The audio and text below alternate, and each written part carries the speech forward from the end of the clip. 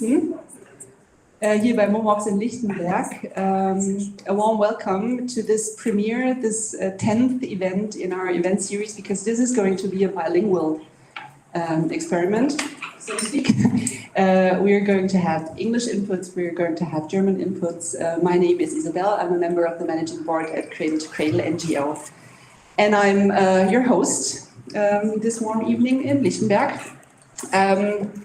As I said, this is our 10th event of this great event series, which was born in 2022, starting our Labor Tempelhof project together with our partners, where we demonstrated up to 40, I think, cradle-to-cradle solutions and applied them to a giant rock concert here at Flughafen Tempelhof, the Tempelhof airfield.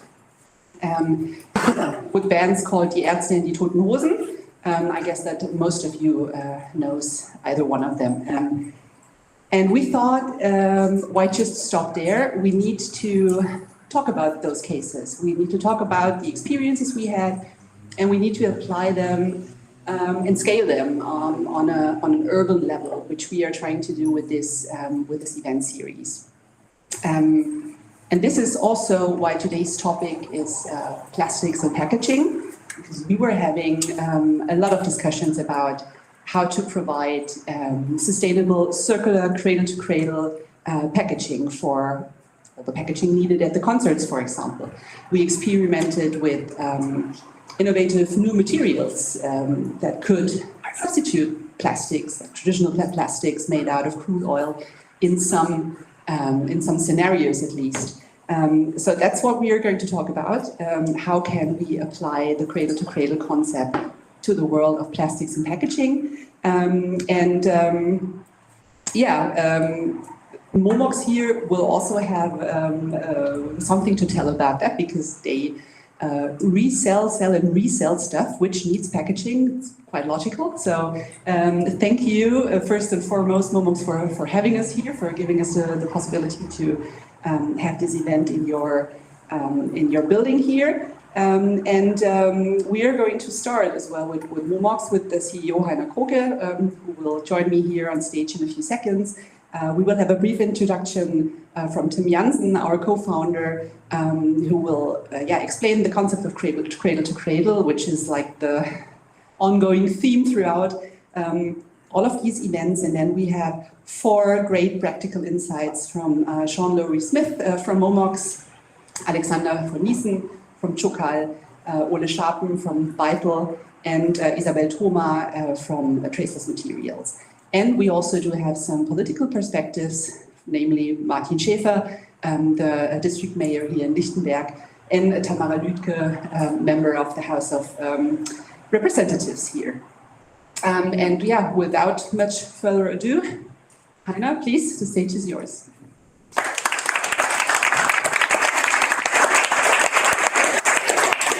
Wonderful. First of all, welcome to Momox. It's amazing to see so many different faces in this room. I know this room a lot, because we usually do our all hands here, or we do like smaller meetings in this room. But it's very rare that we have non-Momoxians in this room. If you still want to join, please do. We have open positions, so please apply and come to Momox. And by the end of this introduction, I'm sure you all will want to join Momox. My name is Heiner. I'm the CEO of Momox since 11 years. Momox is not a new startup in Berlin. Momox is 20 years old. And I have heard here and there that not everybody of you knows Momox yet. So I have my small advertising slot to introduce you to Momox. It won't take long though. Good. So, and I can do the clicker. Welcome to Momox. Welcome to Momox, to all of you. And here it is. So I said Momox is 20 years, is turning 20 this year. We are the worldwide re-commerce leader, and I will tell you in a second what that is. So here you see our Berlin office. Here are some 200 ex-people working momox is a little larger, so we have over 2,000 employees. Yeah, not all of them working here in Berlin. Most of them actually work in either Leipzig or in Stettin, where we have our logistical operations. In particular, Leipzig, we have over 120,000 square meters of logistical space. We have bought and sold over 400 million items. That's a big number. When you go to Leipzig currently, you would able to see 16 million books and CDs and DVDs and clothes being stored there. And last year we did 350 million euros in revenues. Yeah? So I'm bragging with large numbers, and I will tell you right now what we actually do. This is what we do. We are a true circular company. So you could, for example, download the momox app, and with this app scan the barcode of a book, like this one over there. Just for those that haven't seen a book for long, those are books. We even buy, and now you really will be astonished, CDs. Yeah? So some of you are that young that you have never bought or sold a CD. Some others have. Yeah. Last year we sold more CDs than the year before, so CDs is a growing segment, not for everybody, but for used. And we also started 10 years ago to buy and sell clothes. And when I say we buy and sell, that means that you start with the momox app, you scan the barcode, we immediately tell you through the app, obviously, if we would buy this item or we don't buy it, and what we offer you. So let's say 2 euros. And when you want to sell that to us, you put it in a box. You usually wouldn't do it just with one item because you have more than one book or more than one pair of trousers in your cupboard. On average, you will sell 20 to us. We pay for postage, and once this parcel arrives in Stettin, in our logistics center, and we have checked the items, then we simply transfer the money to your bank account. That's it. Yeah? So that is far more easy than selling the same item on the flea market or selling the same items on eBay Kleinanzeigen or it's just called Kleinanzeigen by now. Or any other means that you can do. We do this large scale, so we buy about 150,000 items every single day. Obviously we don't want to collect those items. We're not a collector, we are a retailer, so we do want to sell those again, which we do. We sell on Amazon. We are the largest seller on Amazon worldwide. We are only the second largest seller on eBay worldwide. And the majority of the items we actually sell through our own shops. It's called Medimox for books and media, or Momox Fashion for fashion.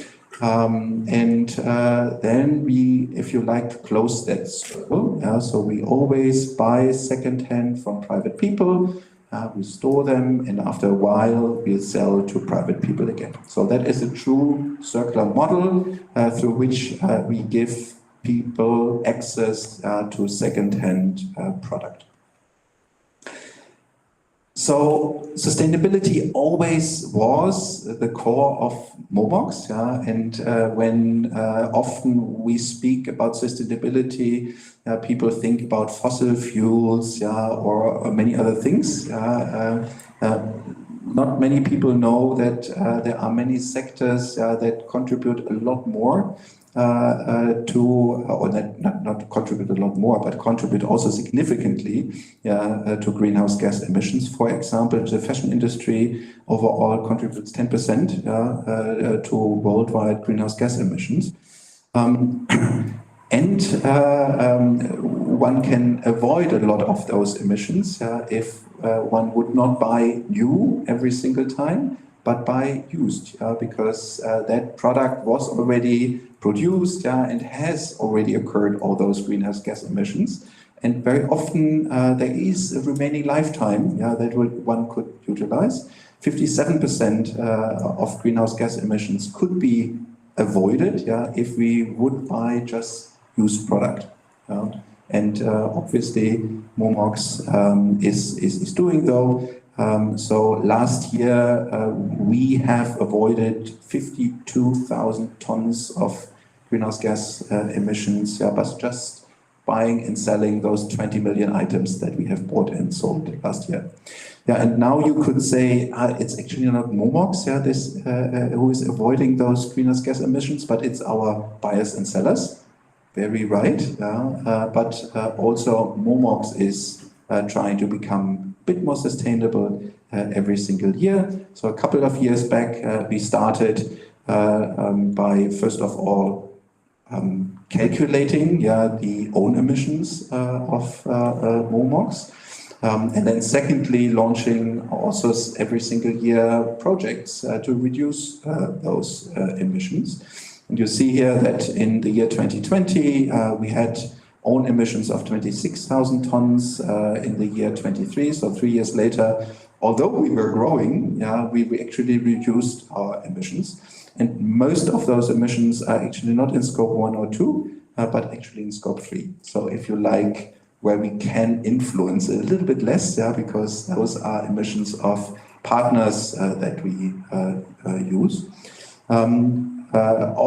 Every single year we run about 20 projects that help us to become a bit more sustainable. So for example, we switched to just green electricity and LED lighting in all of our warehouses. That's a project where you think it's very easy to do.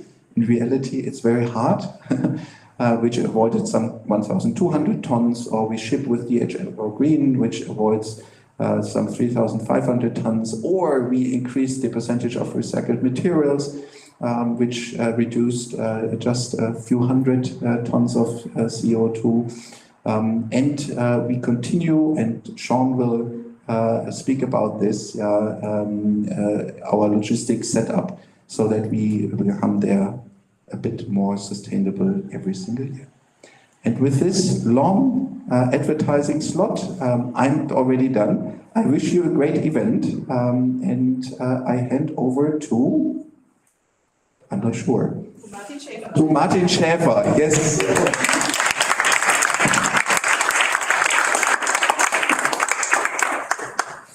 Vielen Dank. Ich mache es mal auf Deutsch, wenn es okay ist. Mein Abi ist 30 Jahre her und möchte euch das nicht antun, mir folgen zu müssen.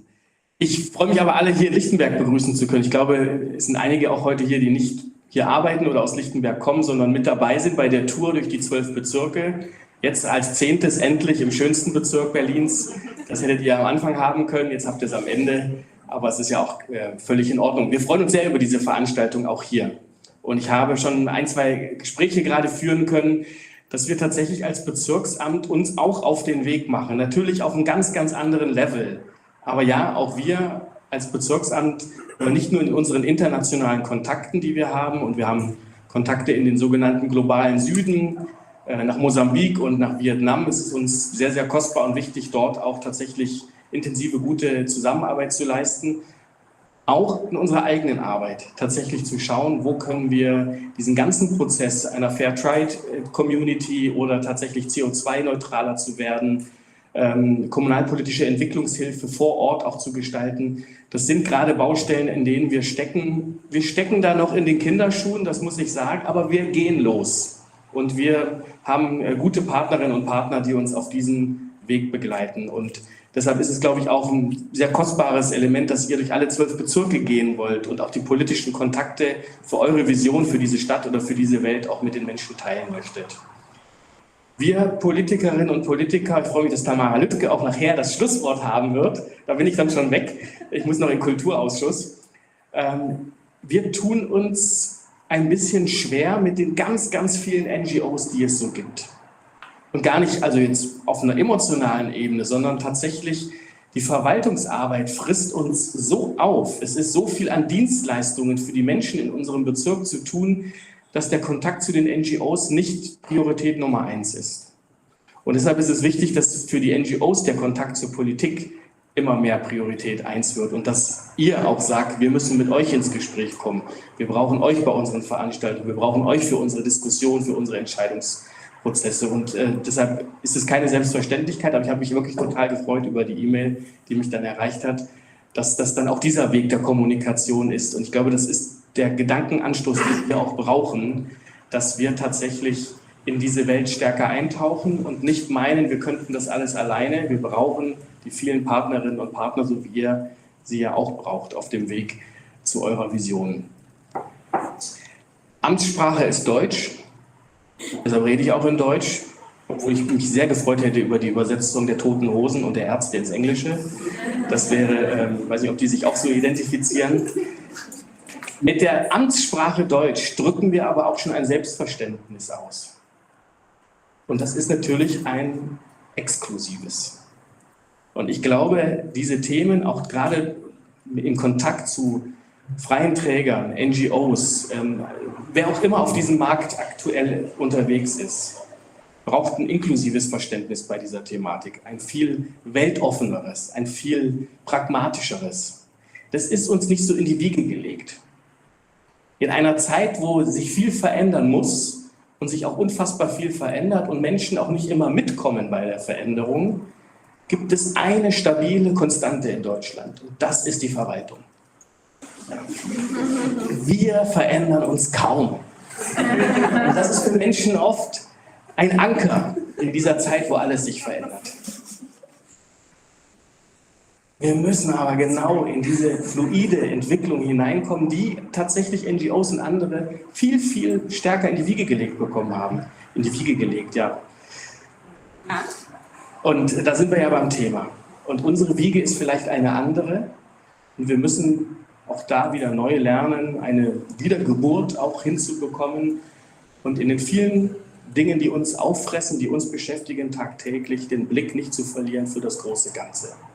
Und das geschieht dann durch solche Veranstaltungen wie heute Abend hier. Ich freue mich sehr, dass momox auch die Räume zur Verfügung gestellt hat. Wir ziehen hier wahrscheinlich auch ein in dieses Gebäude. Also nicht vielleicht genau in dieses, aber wir werden mit unserem Gesundheitsamt in die Schreiberhauer Straße einziehen, also in diesen Gebäudekomplex. Ist noch nicht offiziell, Abgeordnetenhaus hat noch nicht zugestimmt, Tamara. Genau, gleich Twitter.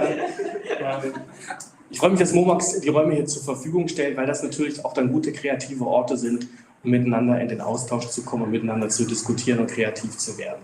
Ich wünsche also für diese Veranstaltung hier, aber auch dann für die 11. und letzte, wie ich gehört habe, viel, viel Erfolg. Ich freue mich, dass ich noch ein paar Minuten bleiben kann. Es soll keine Geringachtung sein, wenn ich gehen muss. Es sind einfach andere Termine. Ich gehe nicht Public Viewing gucken, obwohl ich sehr gerne machen würde. Ich muss erstmal noch ein bisschen arbeiten, so wie ihr. Genießt den Abend, ganz viel Kreativität, gute Gedanken. Und ich freue mich, wenn wir dann Kontakt auch aufbauen. Ich habe mit einer, den Namen habe ich schon wieder vergessen, mit Chloe schon die Karte und wir haben das Pendant im Bezirksamt. Wir haben tatsächlich auch jemand für kommunale Entwicklung bei uns in meinem Mitarbeiterstab. Da werden wir den Kontakt aufbauen. Ich hoffe, wir dann auch mehr erfahren, wie es heute gelaufen ist. Vielen Dank nochmal für die Einladung und einen sehr guten Abend allen.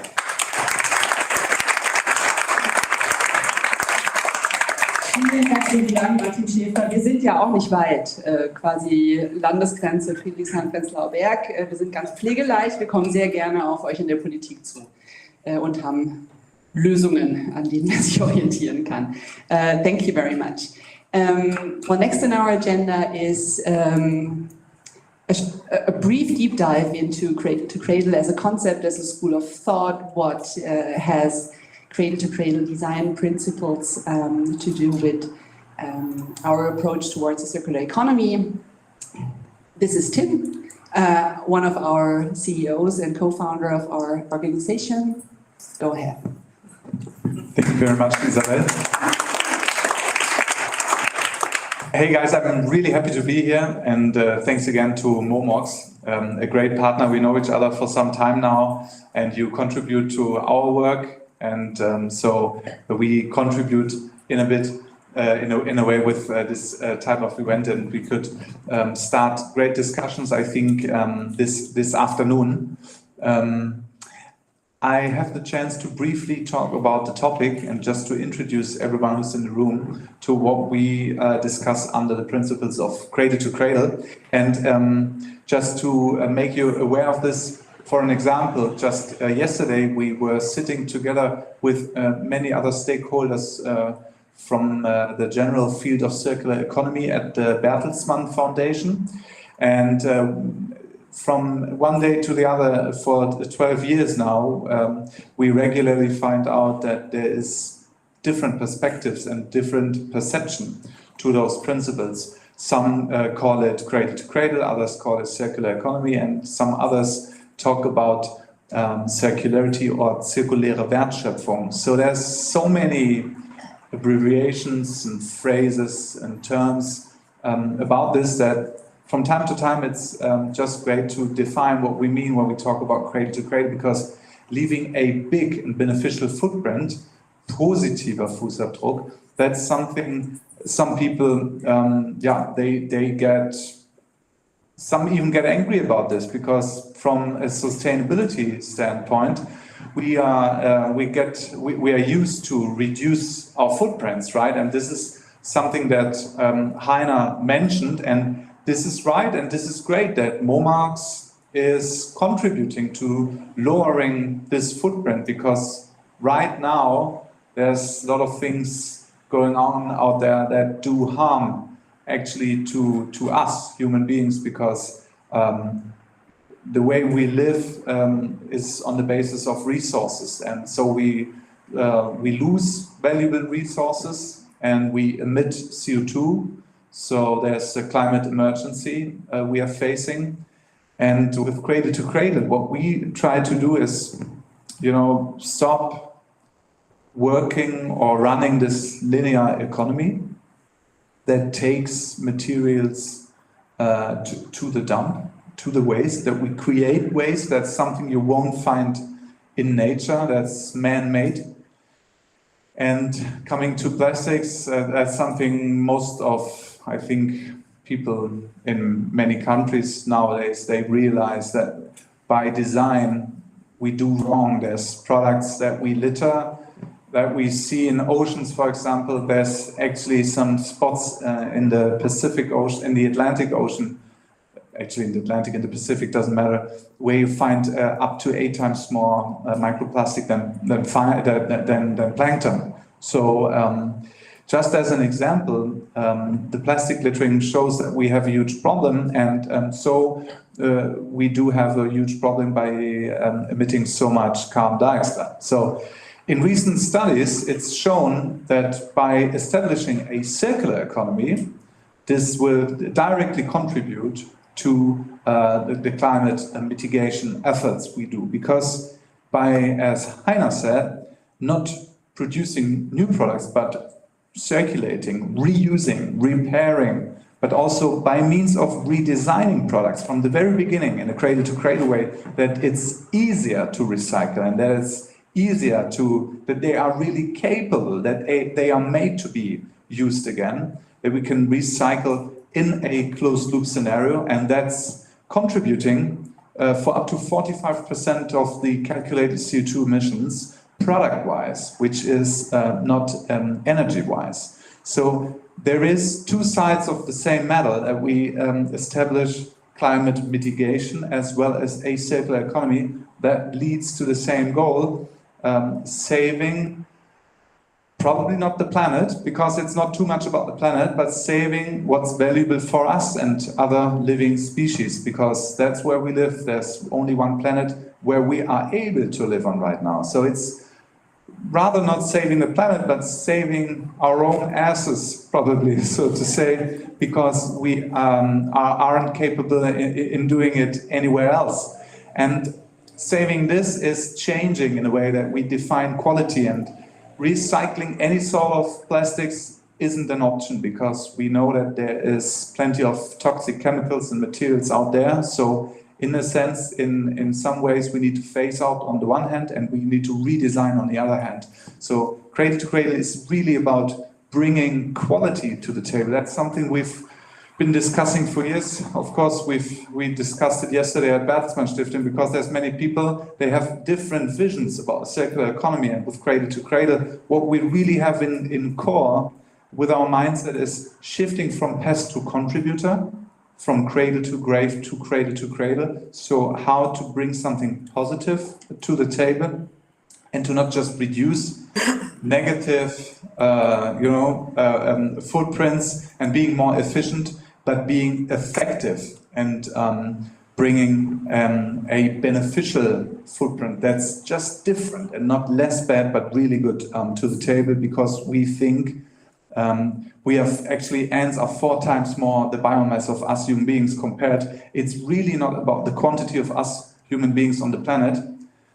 It's about the quality of what we do. It's about the amount on people not using their brains right now. It's really what we feel is really the problem. So activating those brains, very capable brains, to switch in business models, switch in product design, producing products for either the biological or the technical cycle is one thing, and the other one is designing for innovation. That means using healthy and recyclable materials.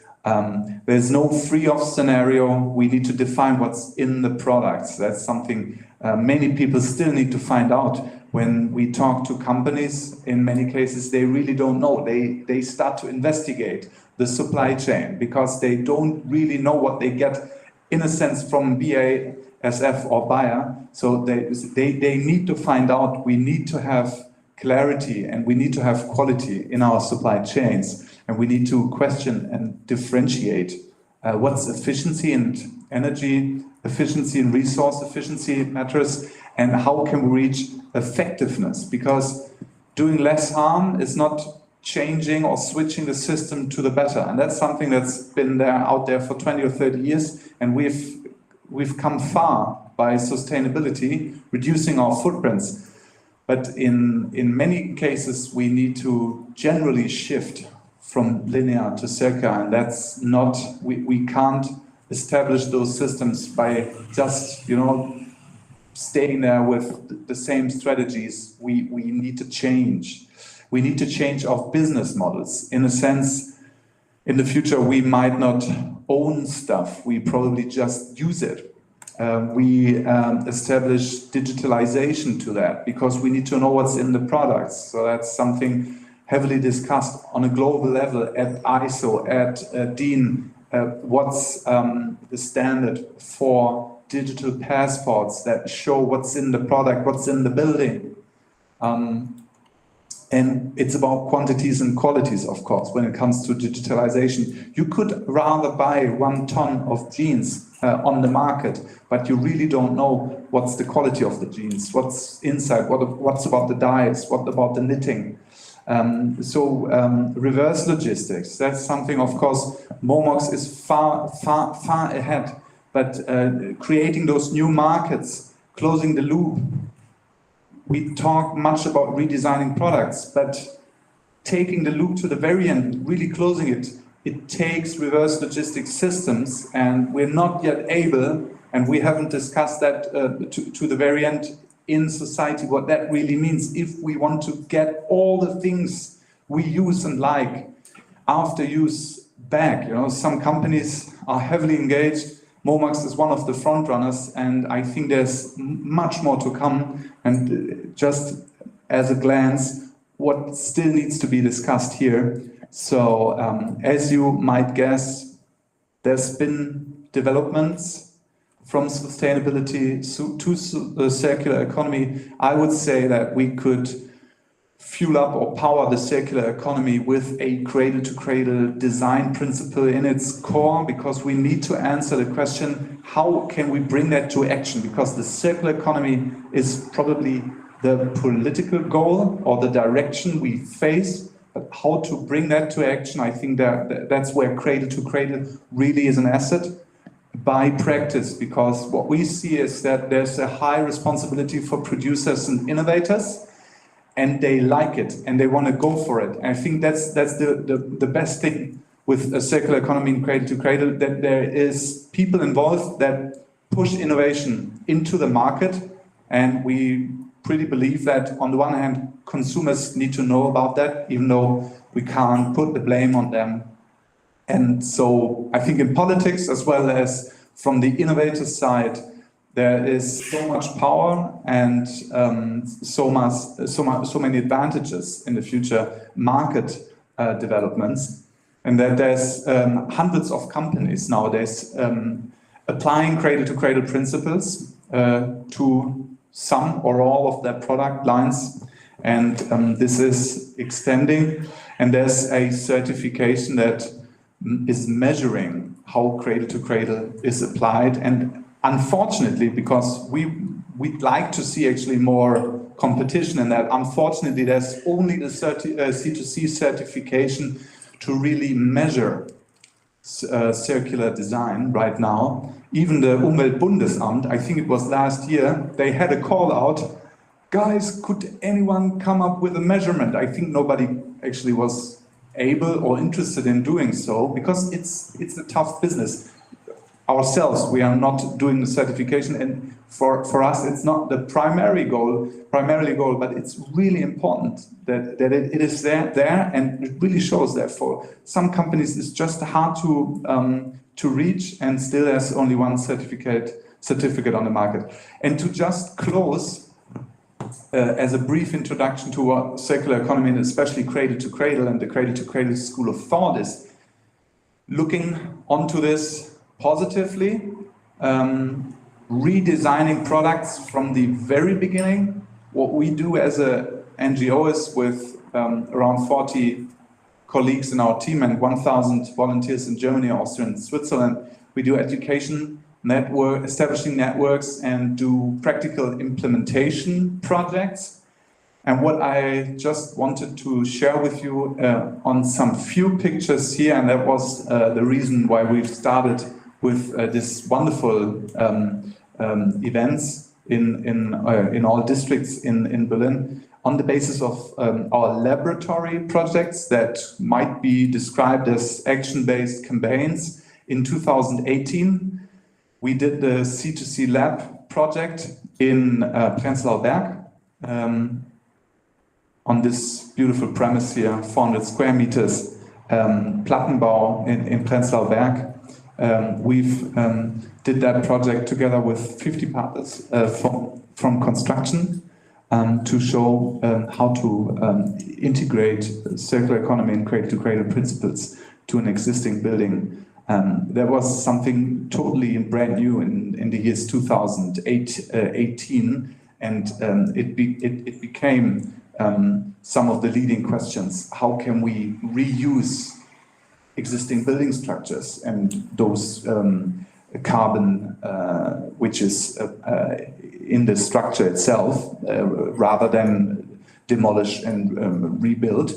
And our second, just quickly introducing second project, is the Labor Tempelhof, the Tempelhof Lab project, which involved our friends from the bands Die Ärzte and Die Toten Hosen, punk rock bands, and together with our partners from the producing side, KKT, Loft, and Side by Side, the idea was, how can we establish circularity in cradle to cradle for open air concerts with up to 60,000 people? So large scale cultural event, 1 or 2 beers, depends. People having fun and bringing the fun together with innovation and circularity. And so we did cases in all fields of action to really show, to recycle 40 tons of urine, to produce fertilizers, to have 100% renewables, for example. There's much more to tell. You could all find that online, because we've did what we call Projektbausteine. So there's a report, there's a guidebook, and there is much more. And there's even concert producers following up on this.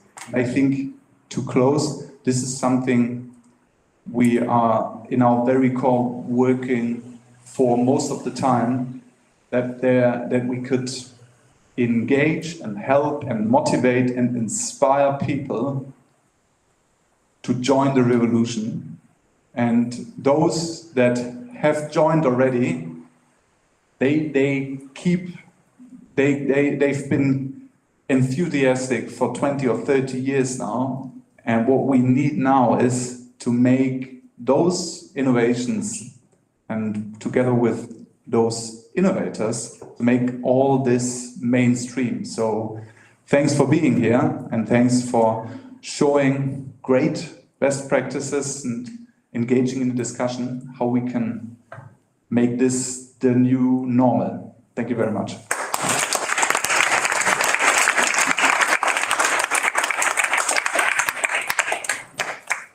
Thank you very much, Tim, for this excursion into cradle to cradle. We're starting now with our inputs. As I told you, we have 4 great speakers, which will come up on stage and present their case in approximately 10 minutes. And after that, they all will join me on stage and we'll have a discussion about the things they tell us and the things they show us. And what their cases, their projects, their companies have got to do with cradle to cradle. The first on stage is one of our hosts here from momox, Sean Laurie Smith. He held key roles at Wayfair and Adidas. You've always been working in the fields of minimizing the ecological impact of transportation, for example, of your warehouses, and this is also your role right here at momox. The stage is yours, please.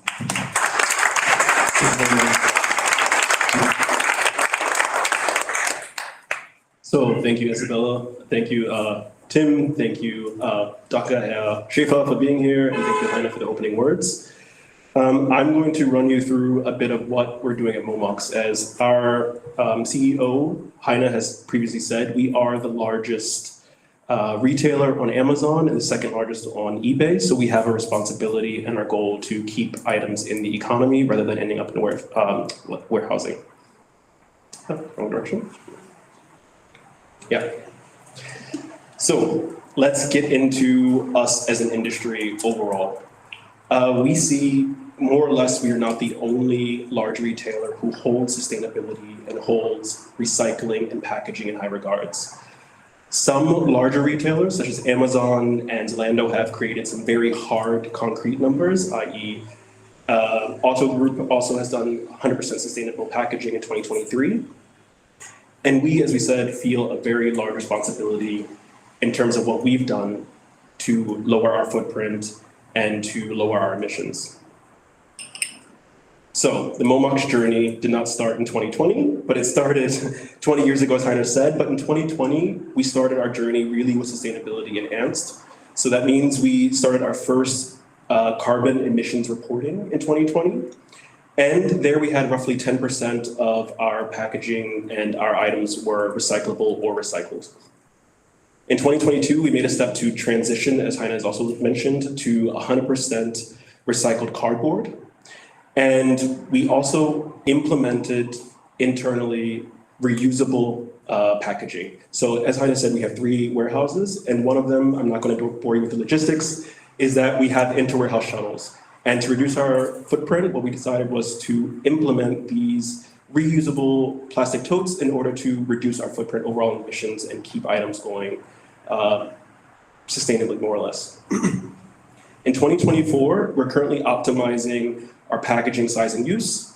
And what that means is we are doing things not only optimize the size of the packaging we're using, so creating smaller packaging where possible, the right fit for the right product, but also we're testing things like packaging and storing without packaging, and using the right kind of packaging. That means looking into not only recyclable and compostable plastics, but also how do we reuse things that we already have within our system.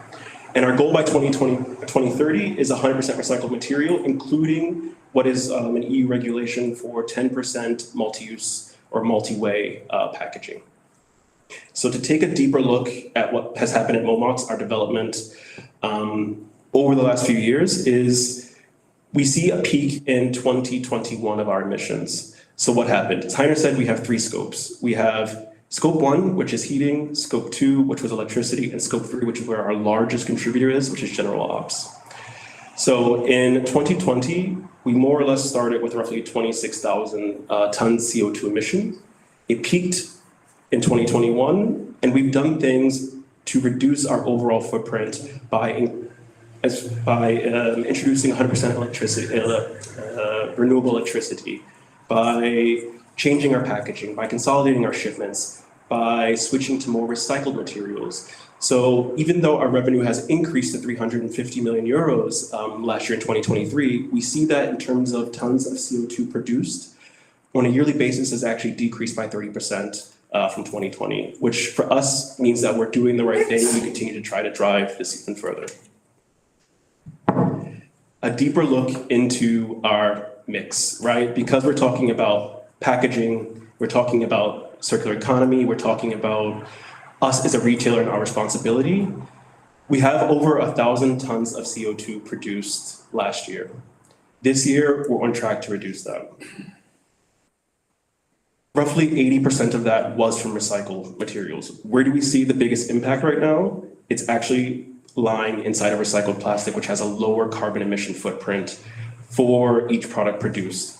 It's not ideal to be using plastic, but in order for us as a company to continue to reduce our footprint, we see this as one step in the right direction to continue our path towards sustainability, circular economy, and growth. As we said, scope 3, largest contributor. Where does that lie? It lies in a lot of our material packaging, and it lies in not just the outbound shipments, but also in the materials we use inside of our warehousing. So even though we've shipped 19 million units in 2021, we had then a larger share of carbon output because we're using less recyclables. We switched in 2022 to 100% recycled cardboard. We see a slight dip in the overall tons produced when it comes to the recycled material, but we also see that our total tonnage used, that our physical material use was actually higher because we weren't doing things technologically to reduce split shipments, to reduce the amount of shipments we were sending. So once we fix that, we see a decrease inside of momox in terms of the amount of not only emissions we're using, but the amount of physical material. This year, we're on track to send over 20 million shipments and to do it with less than 10,000 tons of material used. And that's being conservative. If we actually implement and continue with our testing and find that it continues to give us benefits, we see that we can reduce that to under 900 tons. That's a giant step forward for momox, a giant step forward for recycling, the economy, and the environment. How does momox overall fit into not just Germany, but globally? We're trying to do the right thing. We're trying to continue to keep things out of waste, but we see that only 9% of plastics are actually recycled. 85% ends up in landfills or incinerated. How do we do that? How do we get the consumer on our side to then take it to the right place? How do we get that avoidance of ending up in a landfill? And with our material, we see that we're still facing our own limits internally, right? So we want to recycle everything we have. We want to recycle plastics, we want to recycle paper, but they have limits. So at some point in the material chain, we have to introduce virgin materials. As Isabel with Kreislauf will talk to you probably about soon, we want to do that with as biodegradable, compostable material as possible. We're waiting for that to get there. We're hoping it gets there. We think it's already here, but we really just want to do the right thing, not only for our consumers, but we have to balance consumer expectations on how does our item arrive? Is it the right item? Is the packaging good? Is the quality good? Did it arrive damaged? So we're seeing limitations on what kind of packaging we can use, and overall, what happens to the packaging once it's sent to the consumer.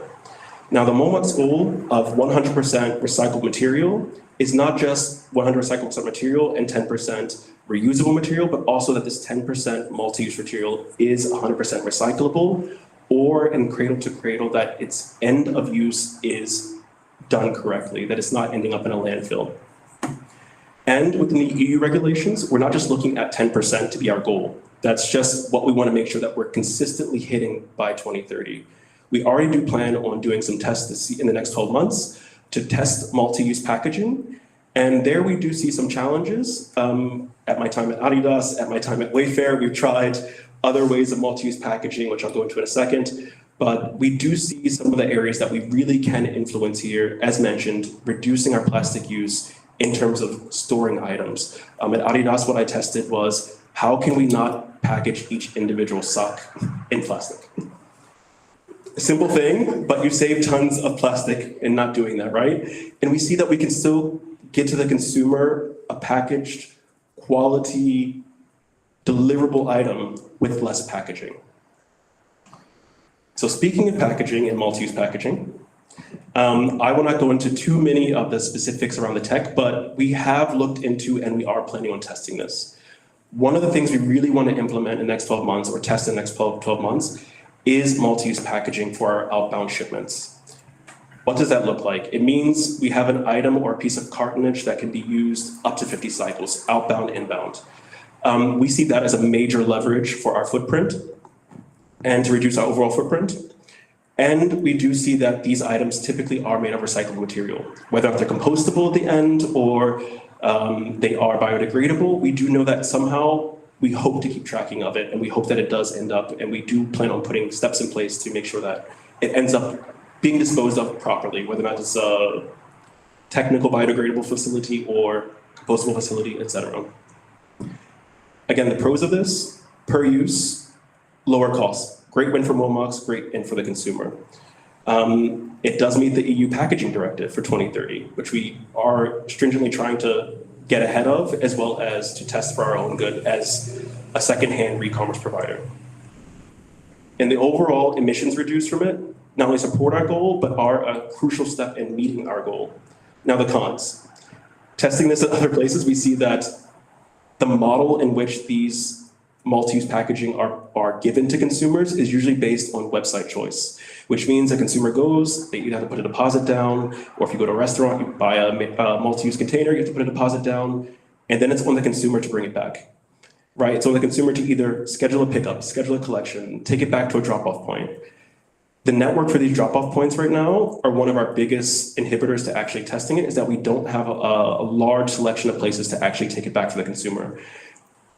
If we give the consumer too many choices, we believe that the right consumers will do the right thing, but when will they do the right thing, right? So if we need the packaging back in 2 weeks to send more packaging to keep this economy going, to keep us from buying more materials, we have to find a way to better get this network built, but also to implement it internally for us.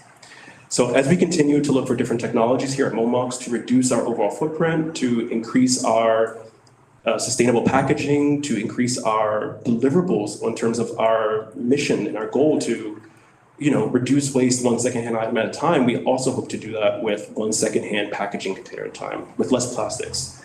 So with that, I want to say thank you. Hopefully we at momox have taught you something about momox in general, because I know some of you may not use it.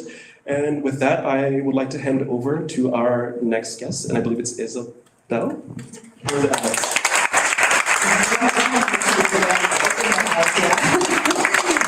Thank you very much.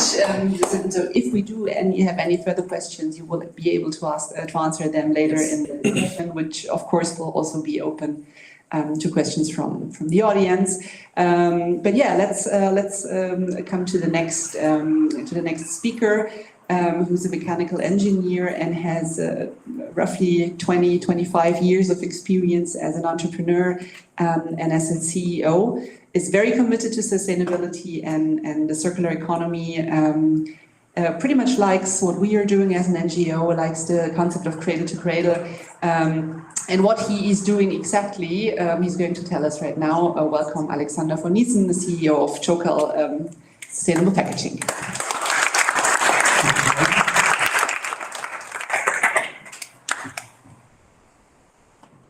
Let me get my little wonder box here.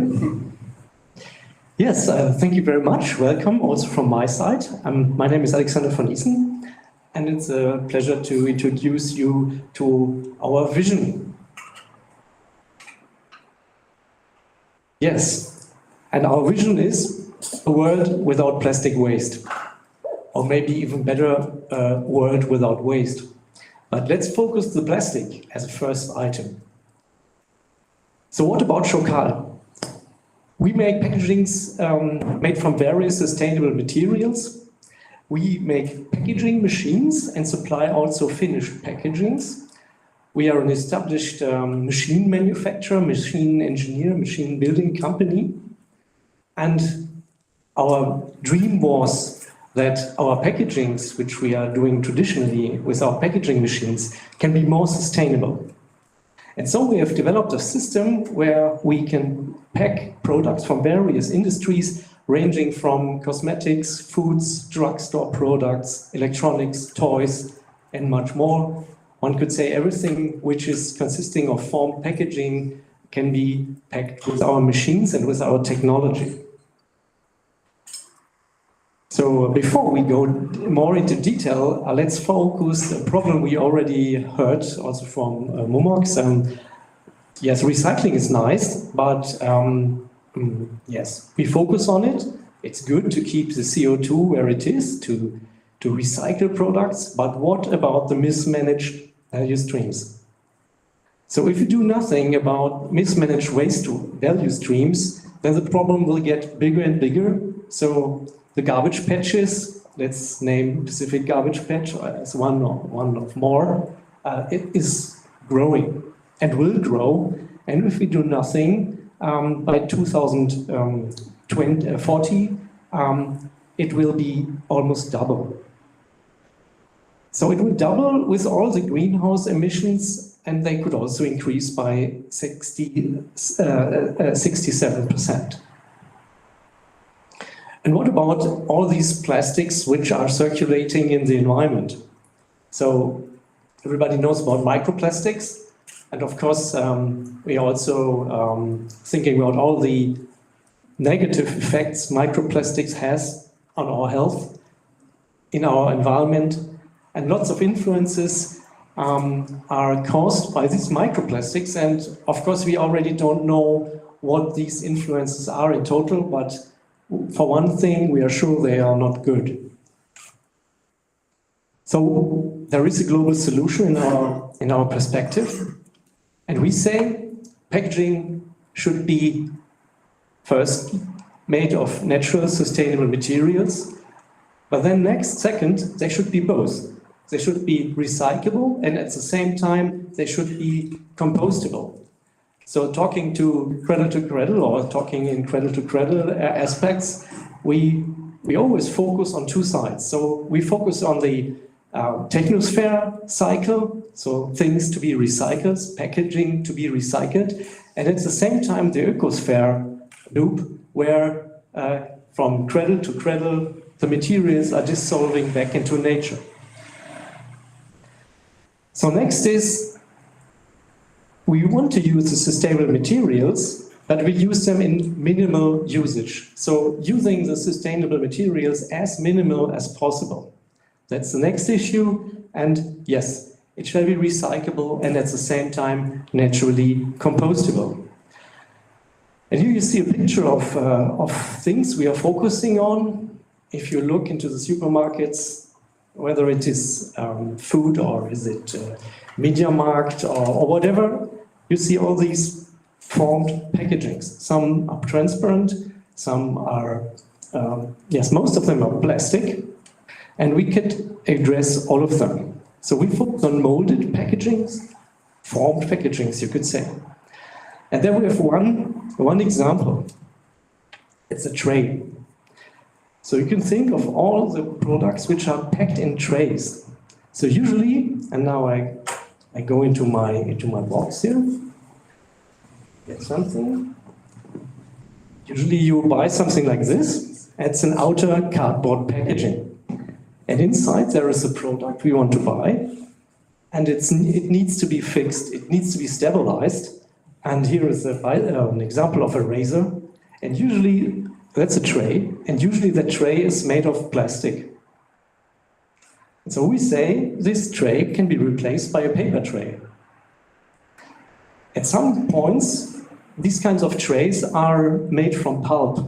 So pulp, I don't know if everybody knows about pulp, that's the egg, cardboard. So what we did in the kindergarten, get the newspaper, little pieces, and with some glue we make wonderful things. Yes, but it's paper, the pulp, but we can use 70% less material. So one thing would be replace the plastic, and if it's not plastic, if it's pulp, we can reduce material intake of that wonderful sustainable material paper by 70%. And in order to say that sustainability shall not cost any additional money, we can say that it's not additional costs, we can save money by doing this. And only with 10 millions of these trays, and you can imagine we are talking with global mega brands, and 10 millions is not a big number for that.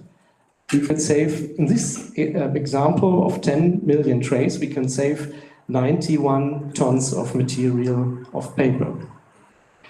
But this doesn't need to be ended here. We would say,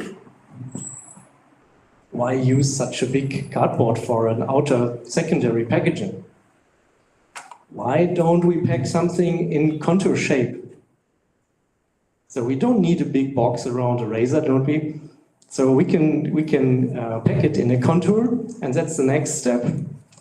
And with that next step, only if I take the material, we would save for 10 millions of packagings like this, we would save 2 million of euros and 305 tons of material.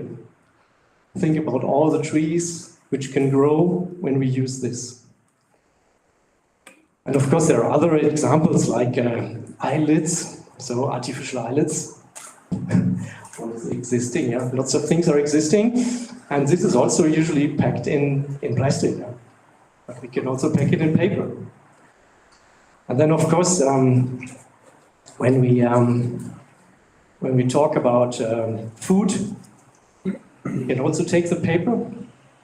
Traditionally, we form aluminum foil, but we wanted to be better, and we managed to form paper. And of course, if you want to pack food, you need a protection barrier. Could be made by traceless with barrier liners protecting the paper. And of course, the protection barriers shall also be sustainable and not the normal plastic. But this does not end here. We know from our global customers that in some markets, they really want to see the product and they want to have it packed like this. But then we also found out a way to form some kind of biopolymer, which is not PLA, and it's also 100% compostable without leaving any microplastics. That's very important for us, but we recommend the paper. And of course, that's nice, yeah.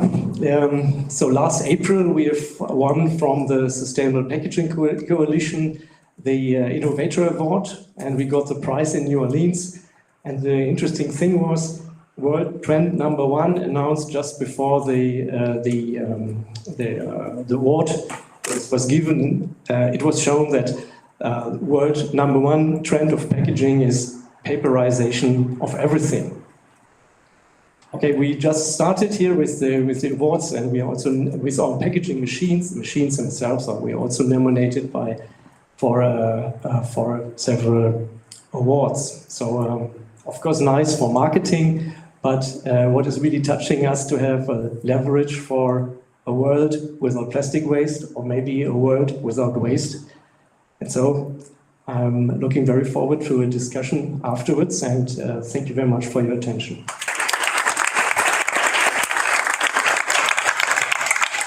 Thank you very much for this insight into. I don't know with the eyelashes whether the packaging or the eyelashes themselves are the problem. I've not decided on that yet. Our next speaker is also packaging food to be precise, but not food to be sold in a supermarket, but food to consume at any of the many restaurants here in Berlin, for example, or at festivals. Ole, who has a year-long experience in the field of hospitality management and in account management, and is now the head of partner management at Vital, which most of the people in Berlin should know if they have ever ordered at Volt or any other delivery service. So, Ole, welcome on stage. Yes, thanks a lot, and thanks for the invitation. And now we are not only in restaurants in Berlin, but if you have been to the fan zone for the Euro Cup at Brandenburger Gate, and if you have had a beer or anything else, then you will probably have had it out of a Vital cup. So Yes, this is how it works. So welcome to Merwick, and thanks for the introduction. Vital is the reusable,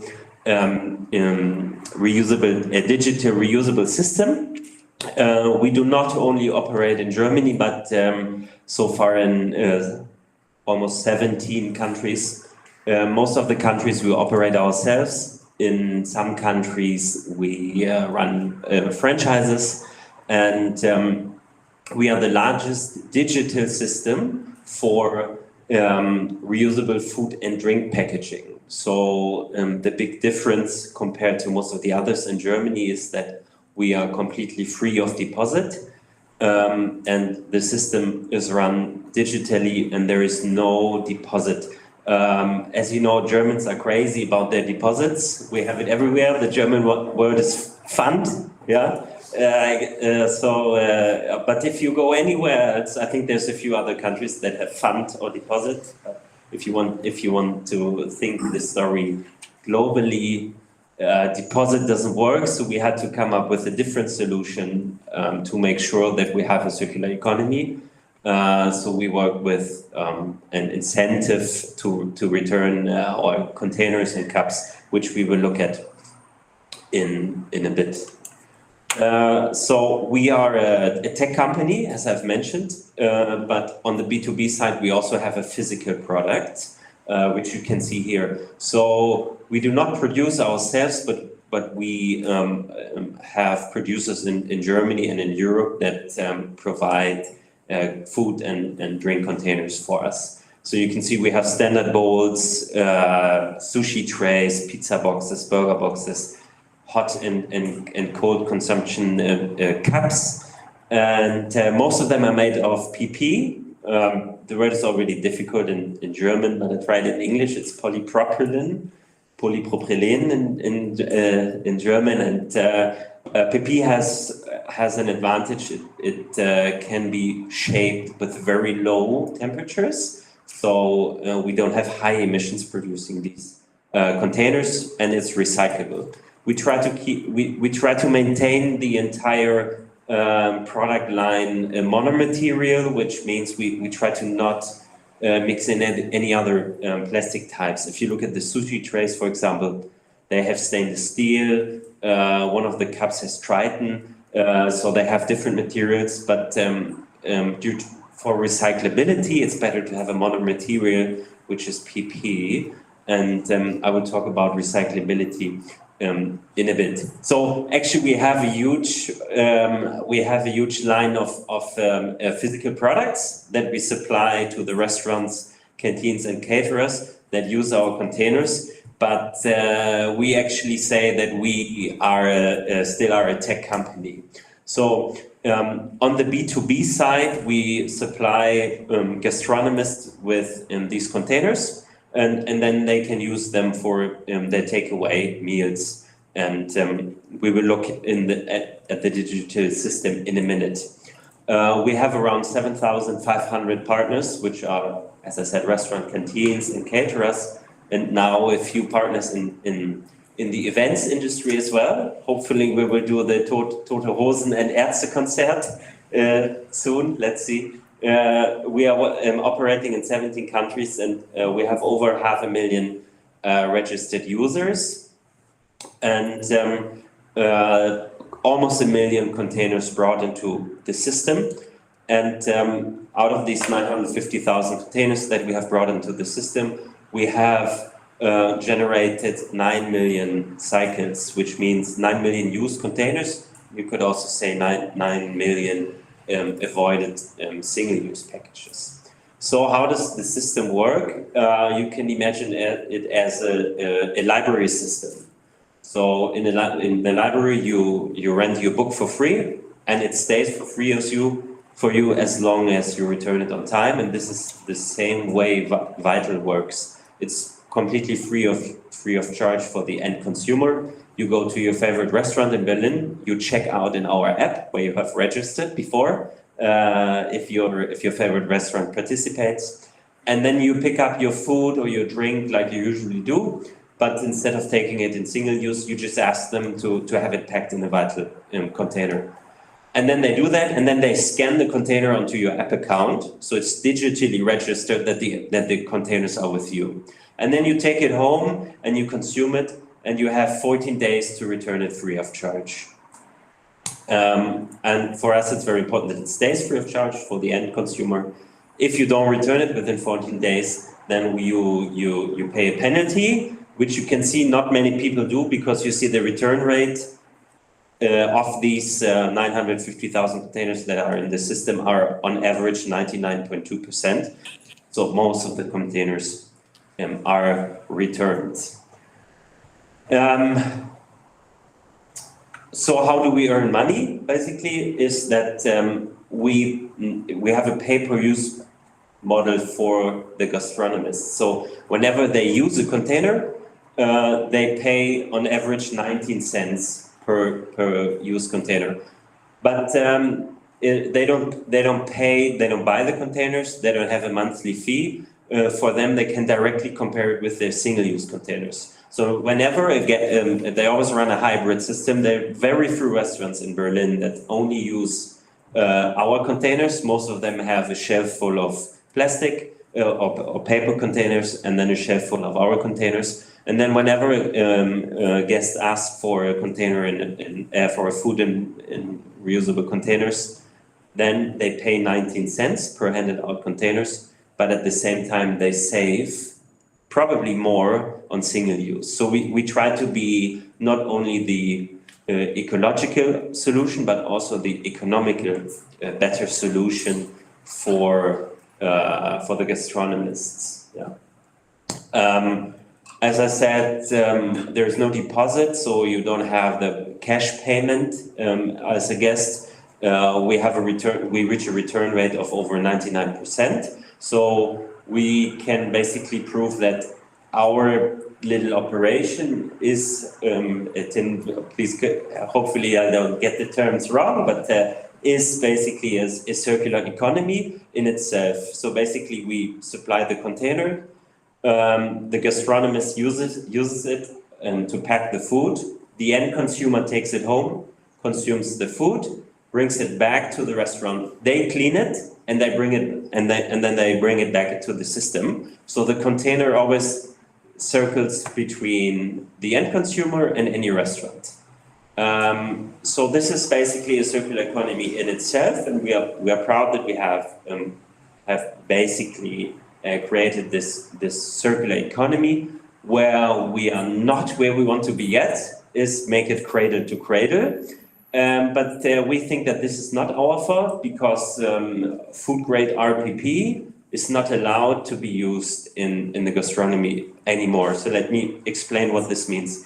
Once one of these nice containers has reached its end of life, so basically it's broken, it has food coloring or too many scratches, and one of our partners or users basically flags it as broken, we take it out of the system, and then we would recycle it, but we don't, because there's an EU regulation that says food grade RPP, so something that has been in the food industry, plastic, cannot be recycled and used in the industry again. So we have to downcycle it, which we don't have a benefit for, so we sell it.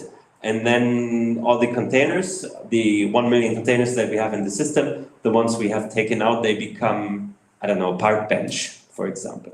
So, and so for us, it would be great if there would be a change of this regulation. I know there are already trials in the US, but also in the EU, that this regulation would be changed, because then we not only have a circular economy, but we maybe would get this cradle to cradle certification as well. Thank you.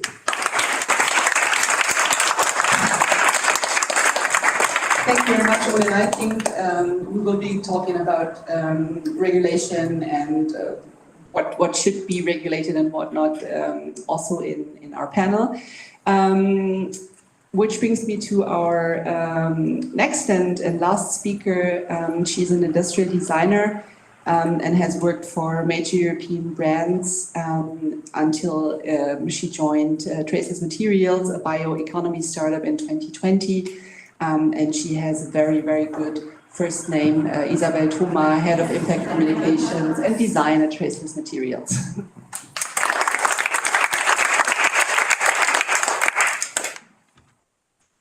Thank you so much, Isabel. So I'm the second Isabel in the room. Is there more? I don't know. Maybe. Yeah, welcome also from my side. I am actually the only designer in this team.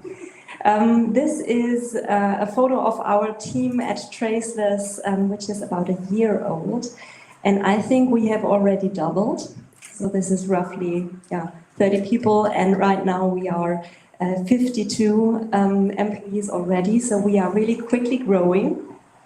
We have been founded in 2020 over there in Hamburg by Anne, who also has a background in cradle to cradle. Actually, she has studied process engineering in Hamburg and was a founding member of the Hamburg Regional Group. I hope I have the history right here. She studied process engineering, as said, and this is like a profession where you usually end up at BASF, for example. But in her free time, she had worked on the cradle-to-cradle concept in the NGO, and she had this vision that these two things, like her passion for circular solutions and her profession as a process engineer, they have to at some point meet. And that is why she founded Traceless together with Johanna. I will show you a little bit, a few pictures of the early days of Traceless later on. But first, I will talk a little bit about why we do what we do and what exactly is the innovation and where we are standing. So we've heard a lot about plastic pollution already. I will add 2 more shocking numbers to this. I hope you can still bear it. Actually, these 2 sides of the plastic pollution challenge that sometimes I think on the left side, people out there already know, right? Because this is visible. Plastics become pollution if they end up in the wrong space. Which is the case for 22% on a global scale. So 22% are mismanaged, which is quite some amount. And then on the right side, there is the other impact that is also quite significant for our planet, and then in the end also for us, like as Tim rightfully said earlier, the huge carbon footprint of plastics. This is not about the end of life, this is not about the waste, but this is already in the production phase. 3.4% of global impact is caused by plastic life cycle. Does anyone know how much aviation is? Aviation? 4%. 4, yeah. OECD report states aviation at 2.5, so even lower than this. So yeah, similar, but I think for this industry impact is not so visible. Why is it so much? Because it's just so resource intensive to produce this material, and how stupid it is to produce it and then only use it once and then throw it away and then it gets waste. So there's two things that really go wrong at the moment. Now over to the solution. On the left, this is one of my favorite images from a systemic study. So how can we solve it? They really looked at how can we solve that. And what they found out is we need a lot of different solutions. First of all, what's shocking about this is that the line, a business as usual line, it really goes straight up. So for plastic pollution, what we see today is only half of what we will see in 2040. That is due to the huge increase in plastic production worldwide. So if we go on like that, we really have an even bigger problem that we already have today. But the good news is all these colorful wedges underneath, they show what needs to be done in order to bring this plastic pollution in the environment down to the bottom. And what I like about this is that it shows really well that there is not one solution, but we have to do many things at the same time. And only if we do all of them at the same time, then we bring it down. On top, there is reduce, of course, not produce so many products that we all don't want and don't need. Very simple. Then reuse systems, like what we just heard earlier from Vital. New delivery models also. Then substitution, that is the light blue thing. So new materials, like replace plastics with paper, coated paper or compostables. And then underneath the green one is recycling. Of course, that's also important. And then the yellow and the red ones are about improving the disposal and mismanagement. I like this. I really, as I said earlier, I really like this. And I also like the other one on the right side. And for me, it's this one you know well, I guess. That is the cradle-to-cradle principle shown in a more centric. And for me, it really shows a little bit the same, just in a different way of displaying. So what we do at Traceless, you see on the yellow arrows. So it was our mission in the beginning to offer or develop a solution for the substitution wedge. So really help fill this wedge with real impact, and a solution for the biosphere, so for the biological cycle. A solution that is really, truly inspired by nature. Why? Because we think nature has already created great ways of packing stuff. For example, nuts. 100% regenerative, single-use nuts packaging. That is a nutshell. Yes, it's a single-use item, but it doesn't, like Tim earlier said, like it's not just not bad, but it's good because it keeps the whole system running. So what do we derive, what do we learn from that way of producing? How do we have to make our new Traceless solution? We have to make it 100% regenerative. Of course, use zero fossils. I'm sorry, this is a free-off. But that goes without saying. Make it healthy. Produce it with renewable energy. That's what the tree also does, like using sun. Very simple. Zero pollution risk, so no matter where it ends, it does no pollution. And also tailor the product really to the purpose of the product, which is in the case of a nutshell, it is packing the nut for a certain time, but not for hundreds of years. So that was the mission, or like the vision, how to develop that. And actually, we really mean that because we don't just kind of imitate this, but we really work with a natural resource. That is how we can best make sure that we really fit into this biocircular system. And we're not the first ones in this. We've been using like natural materials since many, many years already. On the left, you see traditional uses. Cotton is a natural fiber. Beeswax has also been used for packaging quite for some time. And then there's also novel technologies, like for example, using natural polymers from algae. There is really, really interesting companies working on this now, like extracting alginates from algae. And then the last one is our solution. We are working with a residue, like leftover of grain processing. So that is a waste material that is left over when industry is transforming grains into food. And then there's something left, and this also contains natural polymers. That is like a little bit nature's plastics. And these we extract and turn them into, bring them into a form where they can be manufactured, further processed like plastics. Why is it circular? So this is the Traceless biological cycle. I will start on the left. As said earlier, we work, like the beginning is plants growing, agricultural plants, then they are processed into food, but then there's something left, and this agricultural byproducts, in our case it's grain processing leftovers, this is our raw material. And what we develop now is a technology to turn this raw material into like a granulate. I will also use my Wonderbox now. So this is our starting material, like similar than that. It looks a little bit like, yeah, you can still see some plants if you look really closely. And this is what we make out of it. So this is our technology to come from this weird little plant powder to a granulate that looks like plastic, at least to the plastic converting industry. They realize this and they can work with this. That's the good thing, because it can be converted with standard processing technologies for plastics, because it's a thermoplast, so it can be melted. And this is the production technology for a lot of plastic products that are out there.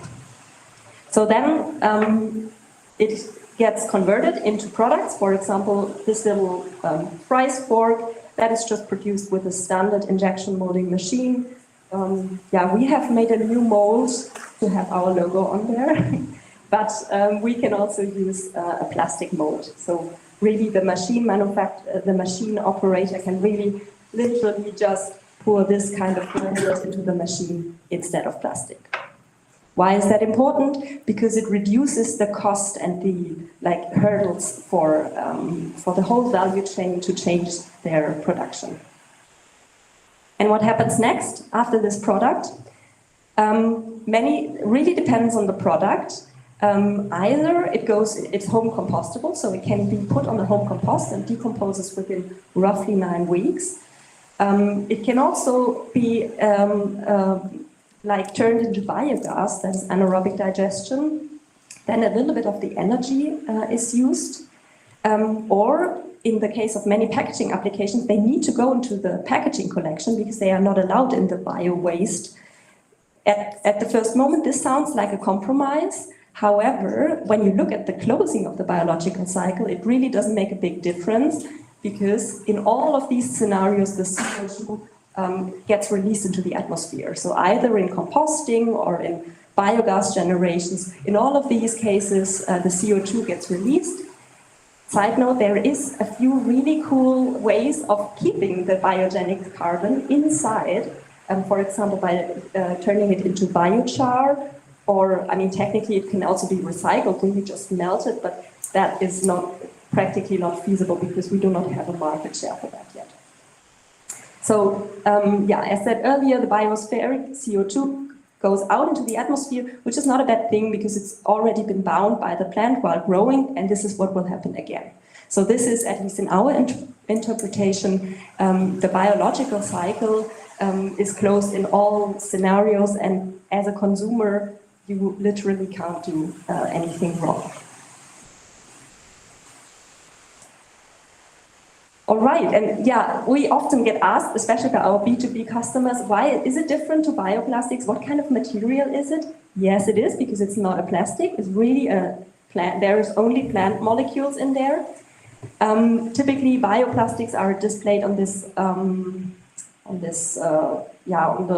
4 squares on the left, differentiated between fossil-based, bio-based, non-degradable and industrially degradable. This is the usual bioplastic universe that is out there today.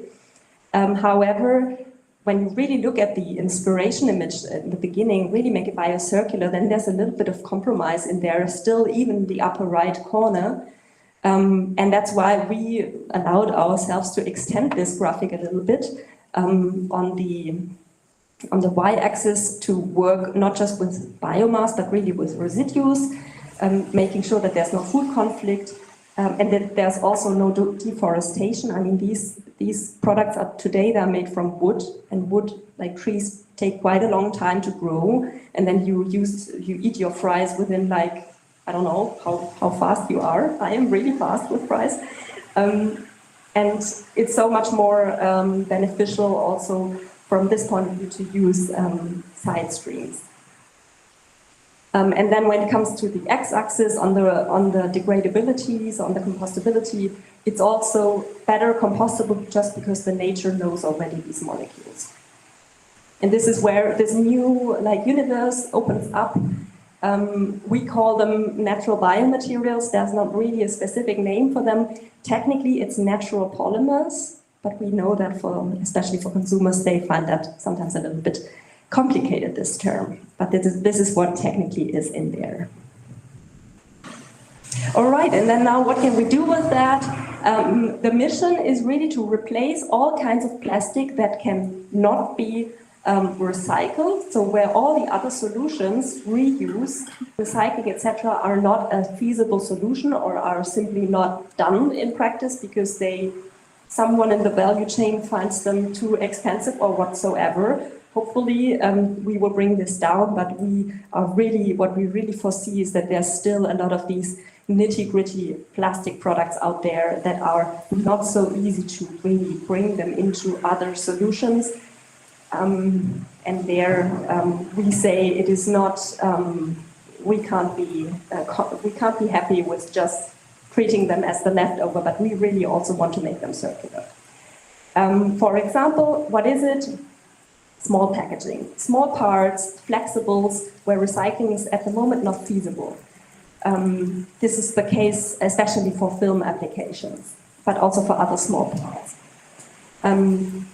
Food safety, recycled use is difficult in some food contact applications. We've heard that earlier from Ole.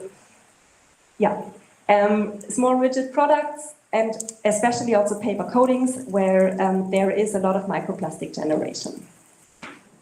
Yeah, we have some great partners teaming up with us on this. This is just really a few of them. Today we've announced a collaboration with Mondi, that is a paper coating company. Really happy about this, but also others. As said earlier, we started with lab scale 2029, so 4 years old. And we really work hard to implement this solution, make it really scalable and available on the market. We have built a first pilot plant. This is where you would meet me normally in Buchholz in der Nordheide, where we are operating our pilot plant, already producing first amounts and having a lab team in place to research on this material. And yeah, this is where we're going. We're building our first industry plant in Harburg right now. This is the current status. It already looks a little bit different. And there we will have around 4,000 square meters of production area and produce roughly 3,000 tons of output of our material. And we can't wait to see this hit the market with you.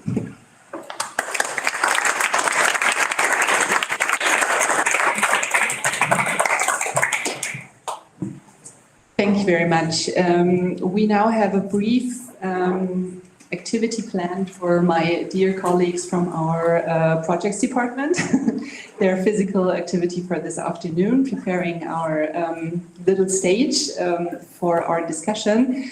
And please just join me on stage, all the speakers, and then we will start talking about the things you've just shown us.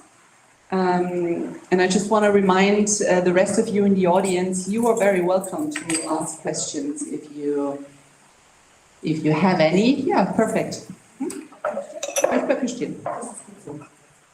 If you're all right with it, with me standing here. Okay. So many clever and feasible and marketable solutions.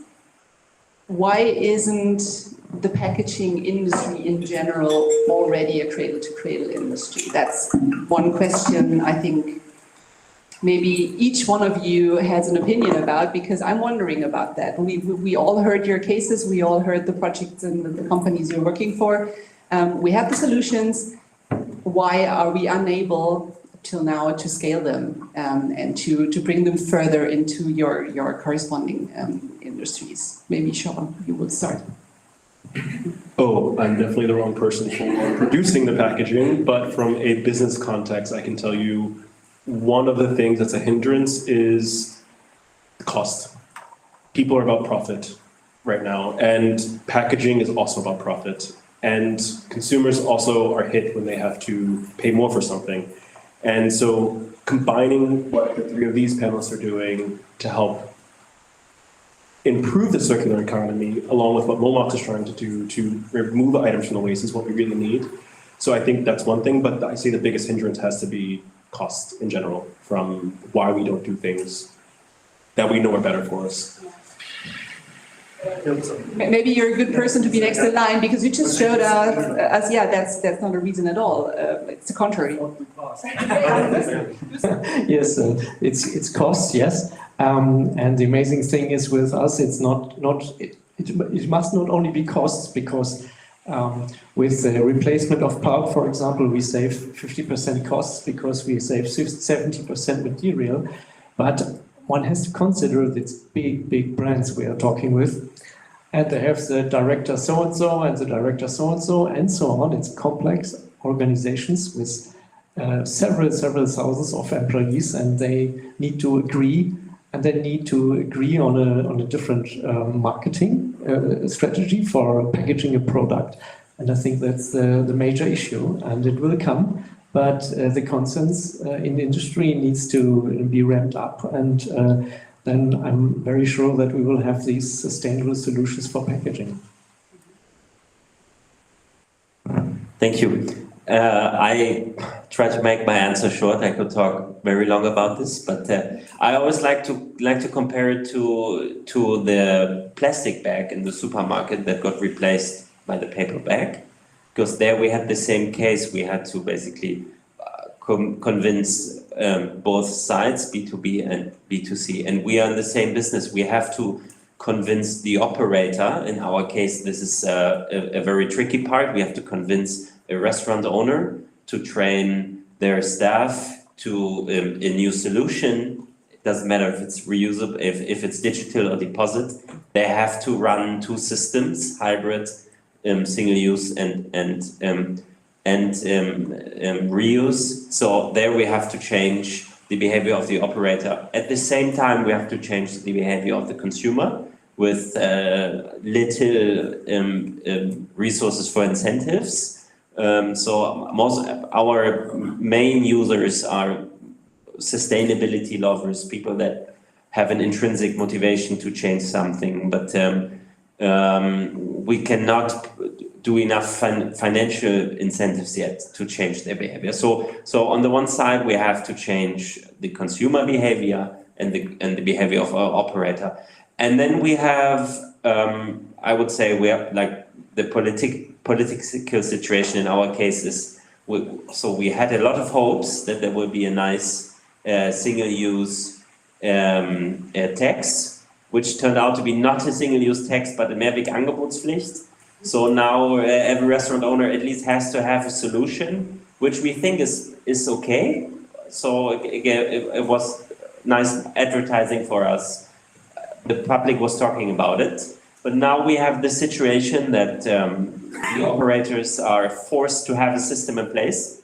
But I think now we need to go further, and we are lobbying for that, to adjust the Mehrwegangebotspflicht and also have a single-use packaging tax. And I think this needs, if we have this, I'm sure that we can increase the 1% reuse that we have, at least in our industry. The numbers are from 2023 compared to 99% single use. There's one other, that's the last sentence, sorry. One other thing that we need to change, which is the return infrastructure. We need public places and supermarkets to return our containers. And we need someone like the political parties, governmental institutions to help with cleaning, but that's a different story.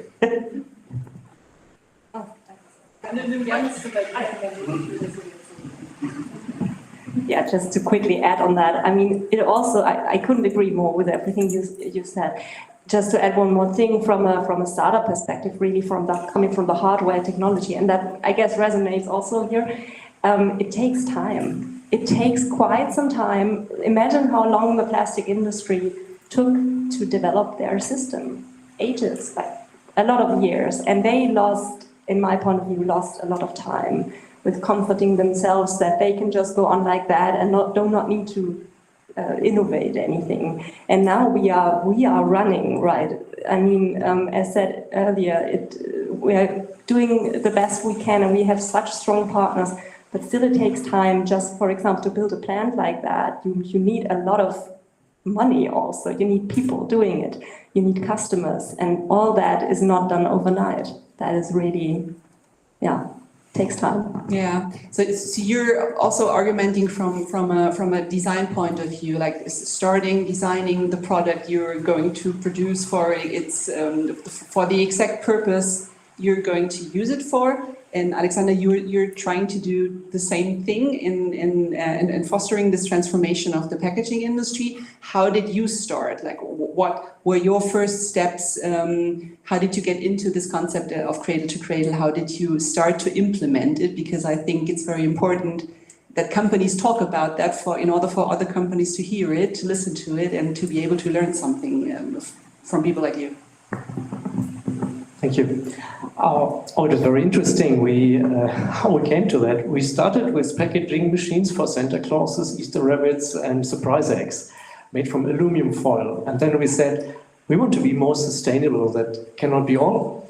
And then I really had to say that I met Michael Braungart, and we had very inspiring discussions. And at that time, we already made a prototype with a formed paper item for the chocolate industry.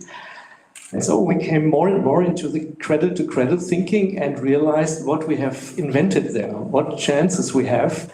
And as you said, it's now spreading in the industry, in the brands, and it's a matter of time until the decision-making is coming to new concepts, but it's very obvious that's the right path for us all. Mm. There were two other big stakeholder groups you just mentioned in your first responses. One of them are politicians, policymakers, and the other one, the consumers. Most of you are selling their products to. You have experience with trying to sell used products that are maybe perceived being of lower quality to people who obviously are very interested in that.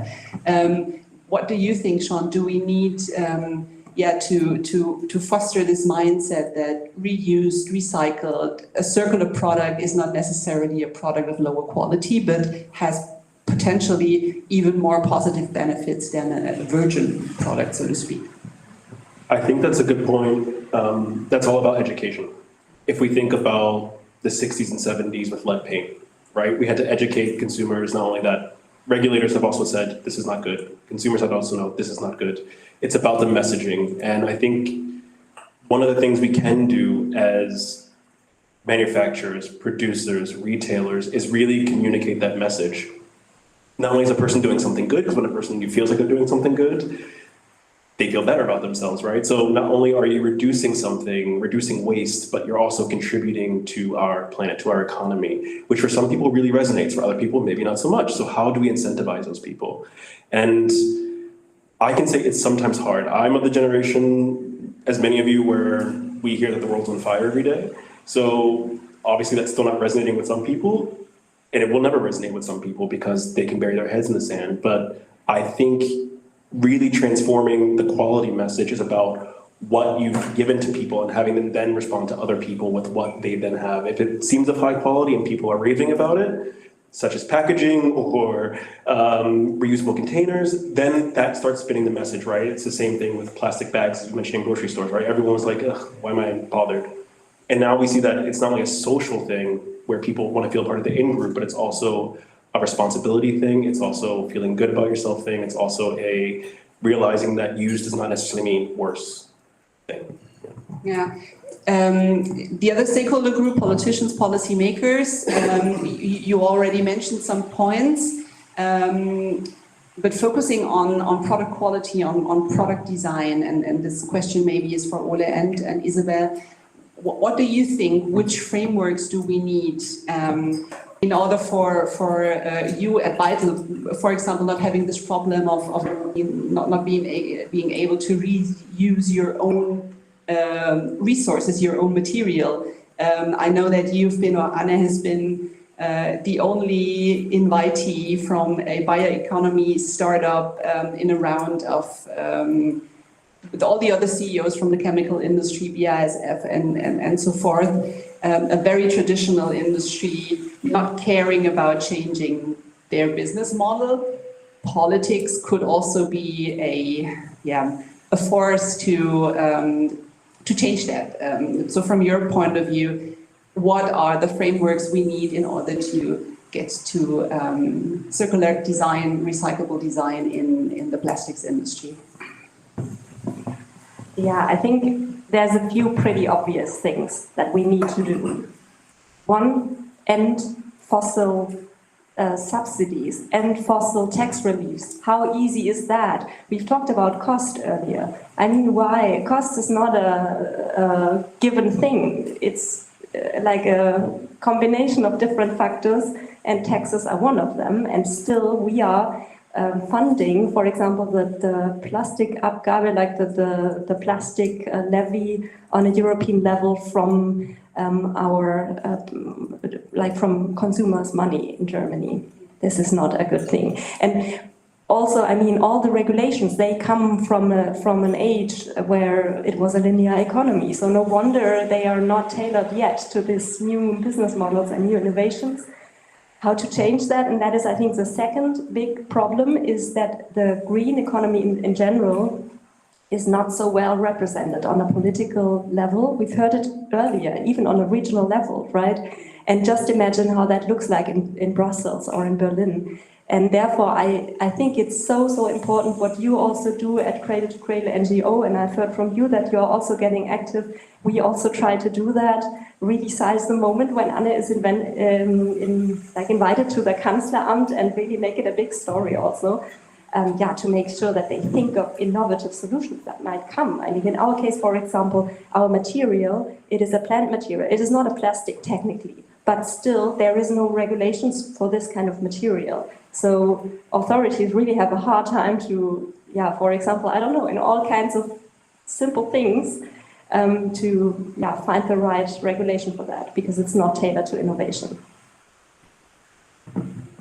I have not much to add. I agree with everything Isabel said. Maybe to give a practical example, I mostly agree that the regulations, EU regulations, come from a time where linear economies were founded, and now they are outdated. In our case, we are not allowed to recycle containers that have been used in the food industry, make food containers out of them anymore, because it said it's out of our hands what the restaurants do with it. But it's forgotten that we already don't know what the end consumer does with it. So if they have poisonous material inside, like liquids, we don't know. And when they return it, it's already being returned to the next guest with just one washing cycle. So this law is already, in our case, outdated. And we know that the law is being rethought at the moment. We hope that this goes quick, because at least in our industry, in the reuse industry, most companies are dying out now. If you watch the news, if you Google reuse systems, you see them going bankrupt every month in Europe. And of course, you can say it's good for us because competition is dying out, but at the end, we're all fighting for the same.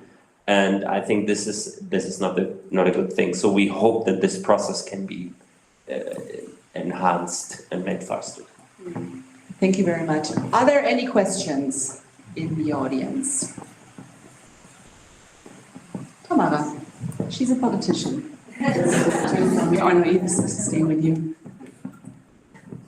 Yes, it's maybe part a question and maybe part a wish. Because when you said, or when you talked about the one-way tax, of course,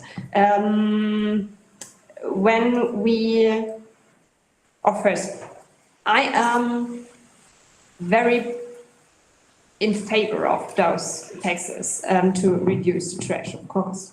But a lot of my colleagues are very skeptical about this one-way tax, because a lot of companies we are talking to are, of course, complaining about it. And the fear they have is that they, especially smaller companies, have a huge fear of getting pushed from the market because they can't pay the tax and they don't have the money to make huge investments in changing their systems. So this is the fear, and this is why I think a lot of colleagues from my party, example, are still very skeptical. So maybe you have some arguments about that I can use. And a very special thing I thought about is because last year we were getting in touch with the Christmas market industry, and Christmas markets in Germany are a huge thing, and they are producing tons of waste, you know that. And so they want from us to get more places around Berlin to pop up, but we want from them that they reduce their trash costs. But they told us they cannot do this because, especially for reuse systems, they don't have the capacities around the places, and they don't have the machines and everything. So they tell us basically, no, we can't transform. If you force us to transform, we will die out. So maybe you have some thoughts, especially about the Christmas market industry, or maybe you have some plans to tackle the Christmas market industry. Maybe there is space for new adventures. Yes, can I answer the question? Yeah, I think they were Thanks. supposed to be answered by you. Okay, thank you for the question. And first of all, yes, we are in the Christmas industry market, but only with like cups for Glühwein and so on. But to answer your question more holistic, I think we need to differentiate a bit between, we almost get thrown in the same circle with the Einzelhandel. And I think the deposit situation with glass bottles and plastic bottles is different from the, we call it open loop system, the restaurant and canteen and catering business. In our small world, which has a big part of the single-use trash, the single-use tax would be put on the end consumer.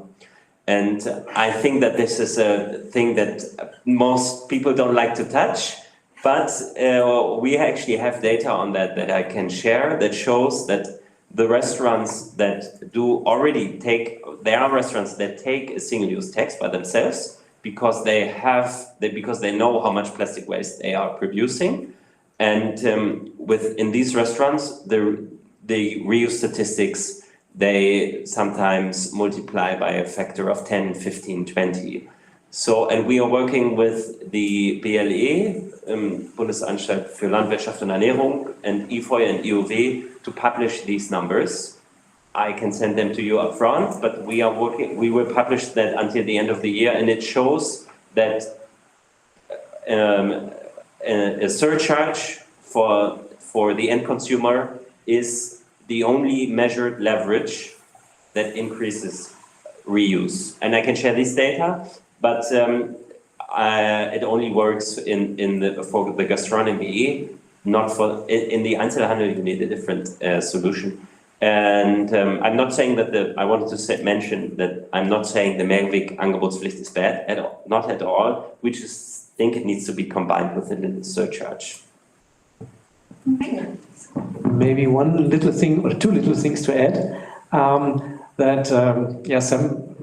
Often people complain about EU regulations, and when we received that award in New Orleans, we felt a huge confusion because they don't have the regulations we have in the USA, and it costs huge costs because nobody knows where's the common understanding, where's the common point.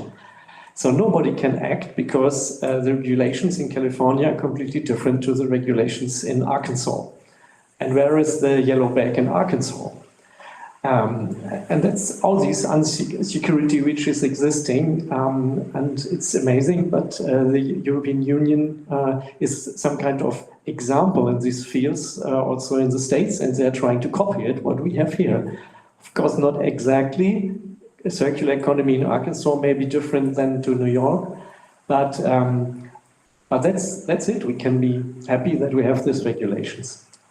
Second, of course, it's always the scope we have. So if we think about Germany, if you think about Europe, if we look at the implications of what we are doing on a global scale, it's important to look upon our borders.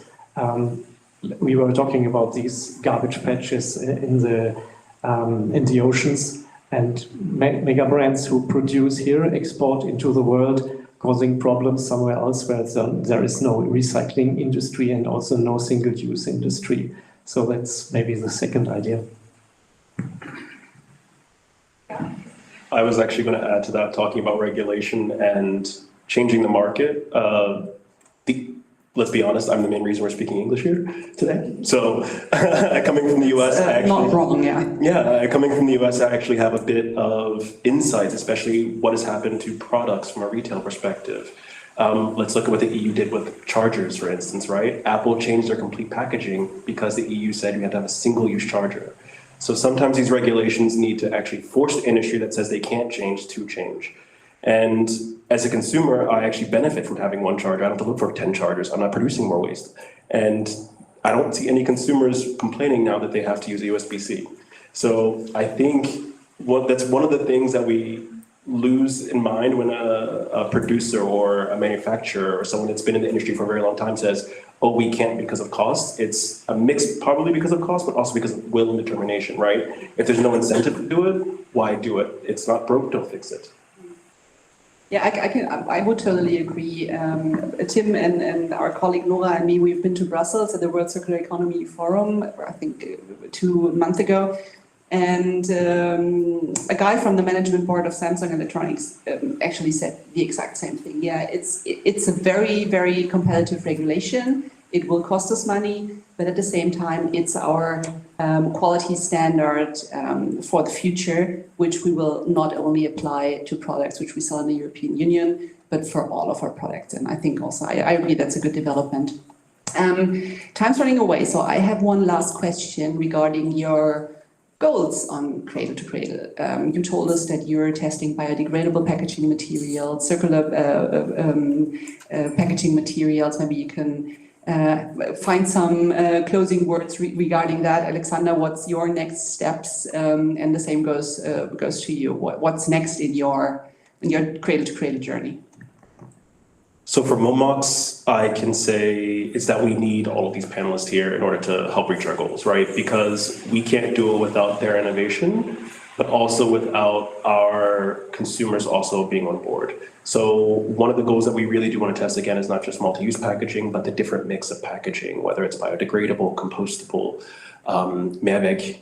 So I do speak some German. I'm not just American to speak German. But it's that our goals are in line not only with growth, but also growth while saving the planet. And that's, like I said, one of the things we need is that we really do need everyone up here on this panel and their insights and their innovation in order to help us reach our goals. Because without their innovations, our goals are pointless. Because we generally can't continue to create plastic waste. We can't continue to create waste in general. So us taking a bit out of the economy with secondhand is really important, but it's also how does that secondhand and how does the consumer experience, which is one of our challenge, then align and come together. Thank you. I just can point out what Sean is saying. Yes, spread the news. There is solutions. There is no reason for depression.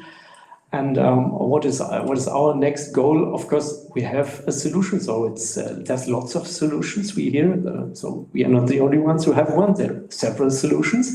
Spread the news. And then for us, when we have a chance to replace the major part of foam packaging by packaging, which are both recyclable and also naturally compostable, is of course to scale up, to also supply these machines not only to Europe but also to other regions of the world where maybe there's no recycling industry, to stop that transportation of pulp from China to European Union and things like this. And we are happy to be part of the game and now scale up. Thank you. We first of all want to make reuse the standard. So like the plastic bag got exchanged by the paper bag, hopefully someday we can say that the single-use cup got replaced by the reuse cup. Doesn't necessarily only have to be vital, can also be recup and everyone else, but that we have replaced it. And in terms of cradle to cradle, hopefully we will soon, very soon, be at the point where we can use our food grade RPP and recycle it into our own containers again, because it would not only close the loop, but it would save us a lot of costs.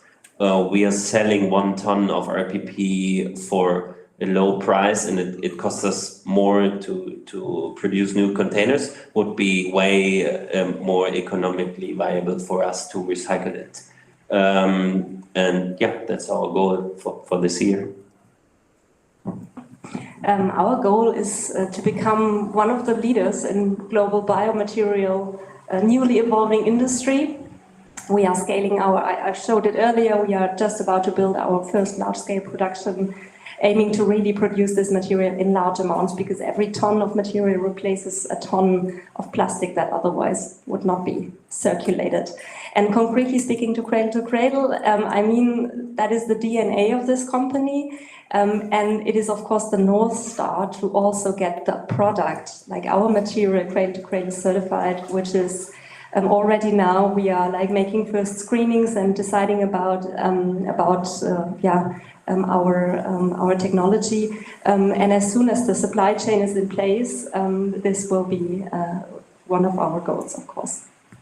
Well then, thank you very much and good luck to all of you in reaching your goals. Thanks very much, Sean, Alexander, Ole and Isabel.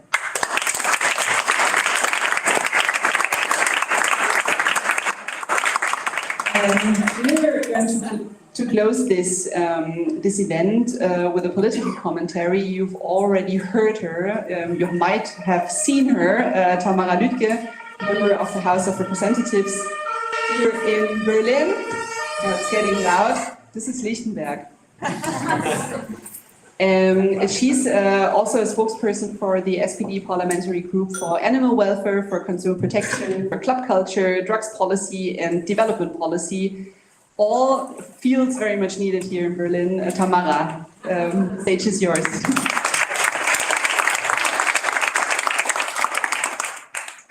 Vielen Dank. Ich switche jetzt zurück zum Deutschen, weil ich zugeben muss, ich fühle mich ein bisschen wohler damit. Und ich muss auch zugeben, ich habe in der Vergangenheit meinen Müll nicht immer korrekt getrennt. Und welche Sachen in den gelben Sack gehören, ist mir zum Teil ehrlich gesagt auch immer noch ein Rätsel.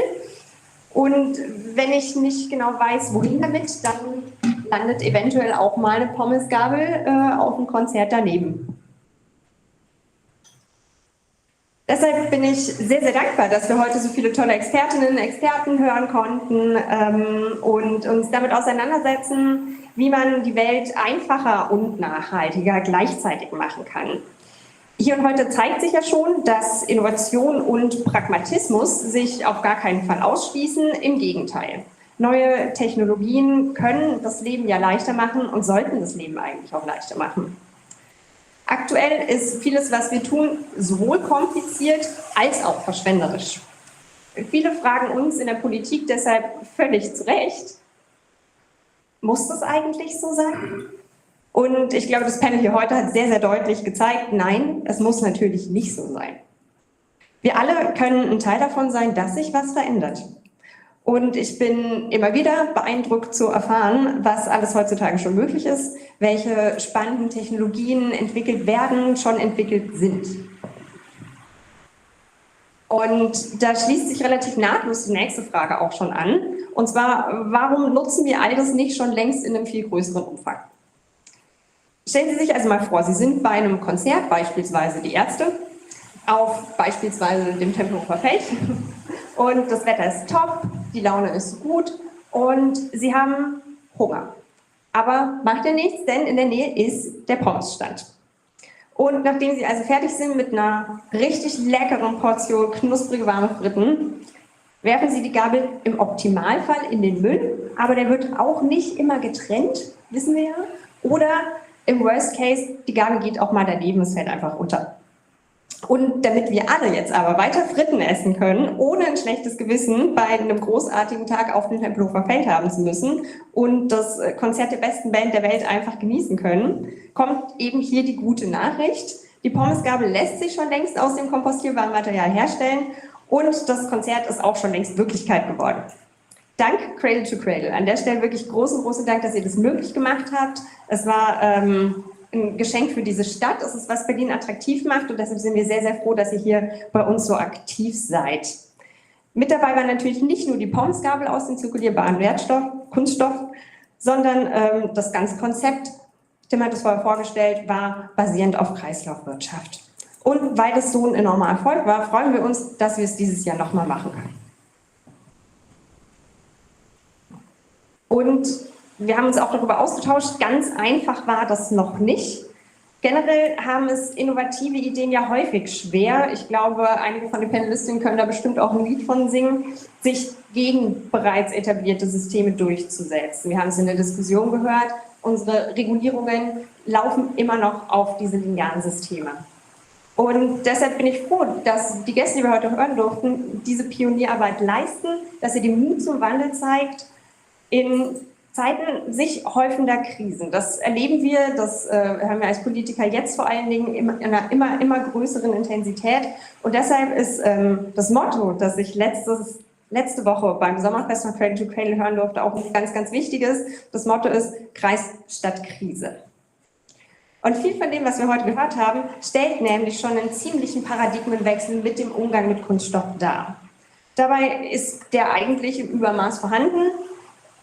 Und dann scheint es ganz, ganz logisch, dass in einer Welt, in der jetzt schon völlig absehbar ist, dass wir darauf angewiesen sein werden, ressourcenschonend zu wirtschaften, die Wertstoffe nutzen, die bereits produziert sind. Damit es einfacher wird, fördert auch Berlin Kreislaufwirtschaft inzwischen mit immer mehr Projekten, Schritt für Schritt. Zum Beispiel gibt es die sehr lesenswerte Studie, ich kann sie empfehlen, Circular Economy in der Berliner Industrie. Und die zeigt, welche Potenziale, aber eben auch noch welche Hemmnisse eigentlich für die Etablierung von Kreislaufwirtschaft hier in der Stadt bestehen. Auf Basis dieser Studie planen wir in der Politik jetzt unsere nächsten Schritte. Und ein erster Schritt ist zum Beispiel, und jetzt nehme ich mal einen anderen Bezirk, in Reinickendorf schon passiert. In Reinickendorf gibt es den Urban Mining Hub, welcher im Rahmen der Reuse-Initiative hier von Berlin wiedergewonnene Materialien aufbereitet. Es gibt aber zum Beispiel auch den Circular City, zirkuläre Stadt e.V., welcher eine ganz wichtige Schlüsselposition einnimmt, indem er zwischen Forschung, Stadtgesellschaft und Wirtschaft vernetzt. In Zukunft hat sich die Koalition hier in Berlin auch vorgenommen, im Bereich Bauen mehr auf die Nutzung von Recyclingstoffen zu setzen. Hierfür haben wir uns vorgenommen, noch eine Bundesratsinitiative in dieser Legislatur einzubringen, um auch den Bund natürlich auf den Weg mitzunehmen. Ich könnte noch lange mit einigen Beispielen weitermachen, aber ihr kennt vielleicht das Sprichwort schon, machen ist wie reden nur besser. Darum bedanke ich mich an dieser Stelle für den sehr, sehr spannenden Input. Ich habe viel für meine Arbeit heute im Abgeordnetenhaus auch nochmal mitgenommen. Danke für die Diskussion und möchte auch in Zukunft mit Ihnen und euch hier Kreislaufwirtschaft in Berlin gerne voranbringen. Deshalb auch nochmal der Appell an alle, macht mit. Nutzt nachhaltige Kunststoffe, wo immer möglich. Erzählt im Freundeskreis davon. Ich habe die Erfahrung gemacht, viele wissen noch nicht, was alles möglich ist. Und besucht natürlich auch gerne wieder diese tolle Veranstaltung. Vielen Dank für die Reihe und einen schönen Abend noch an alle.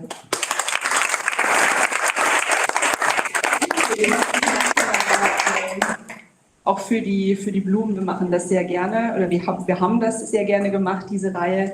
And we will continue to do so, not here at Momox, but on July 10th in Steglitz, with the topic of business models and cradle-to-cradle entrepreneurship and cradle-to-cradle. Yeah, that's the look I was looking for.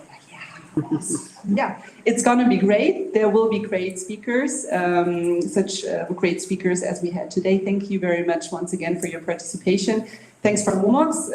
Thanks to Momox for hosting us here. Thanks to the Lotto Foundation for financing this event series. Yeah, all of the participants and all of the audience here today. If you want to know more about us as an NGO and more about the event series, you just have to go to c2c.ngo/Eventreihe. That's a strange URL anyway, when you say half of it in German and half of it in English. Vielen Dank, einen schönen Abend noch. Da hinten gibt's Schnittchen, there's some food there. Enjoy talking to each other and networking, because this transformation, die schafft man nur gemeinsam. Guten Abend.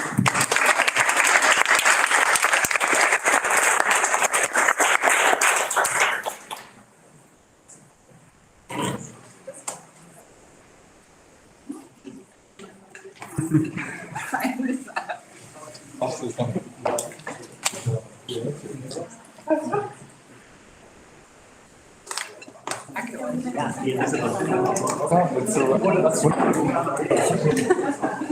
kann so eins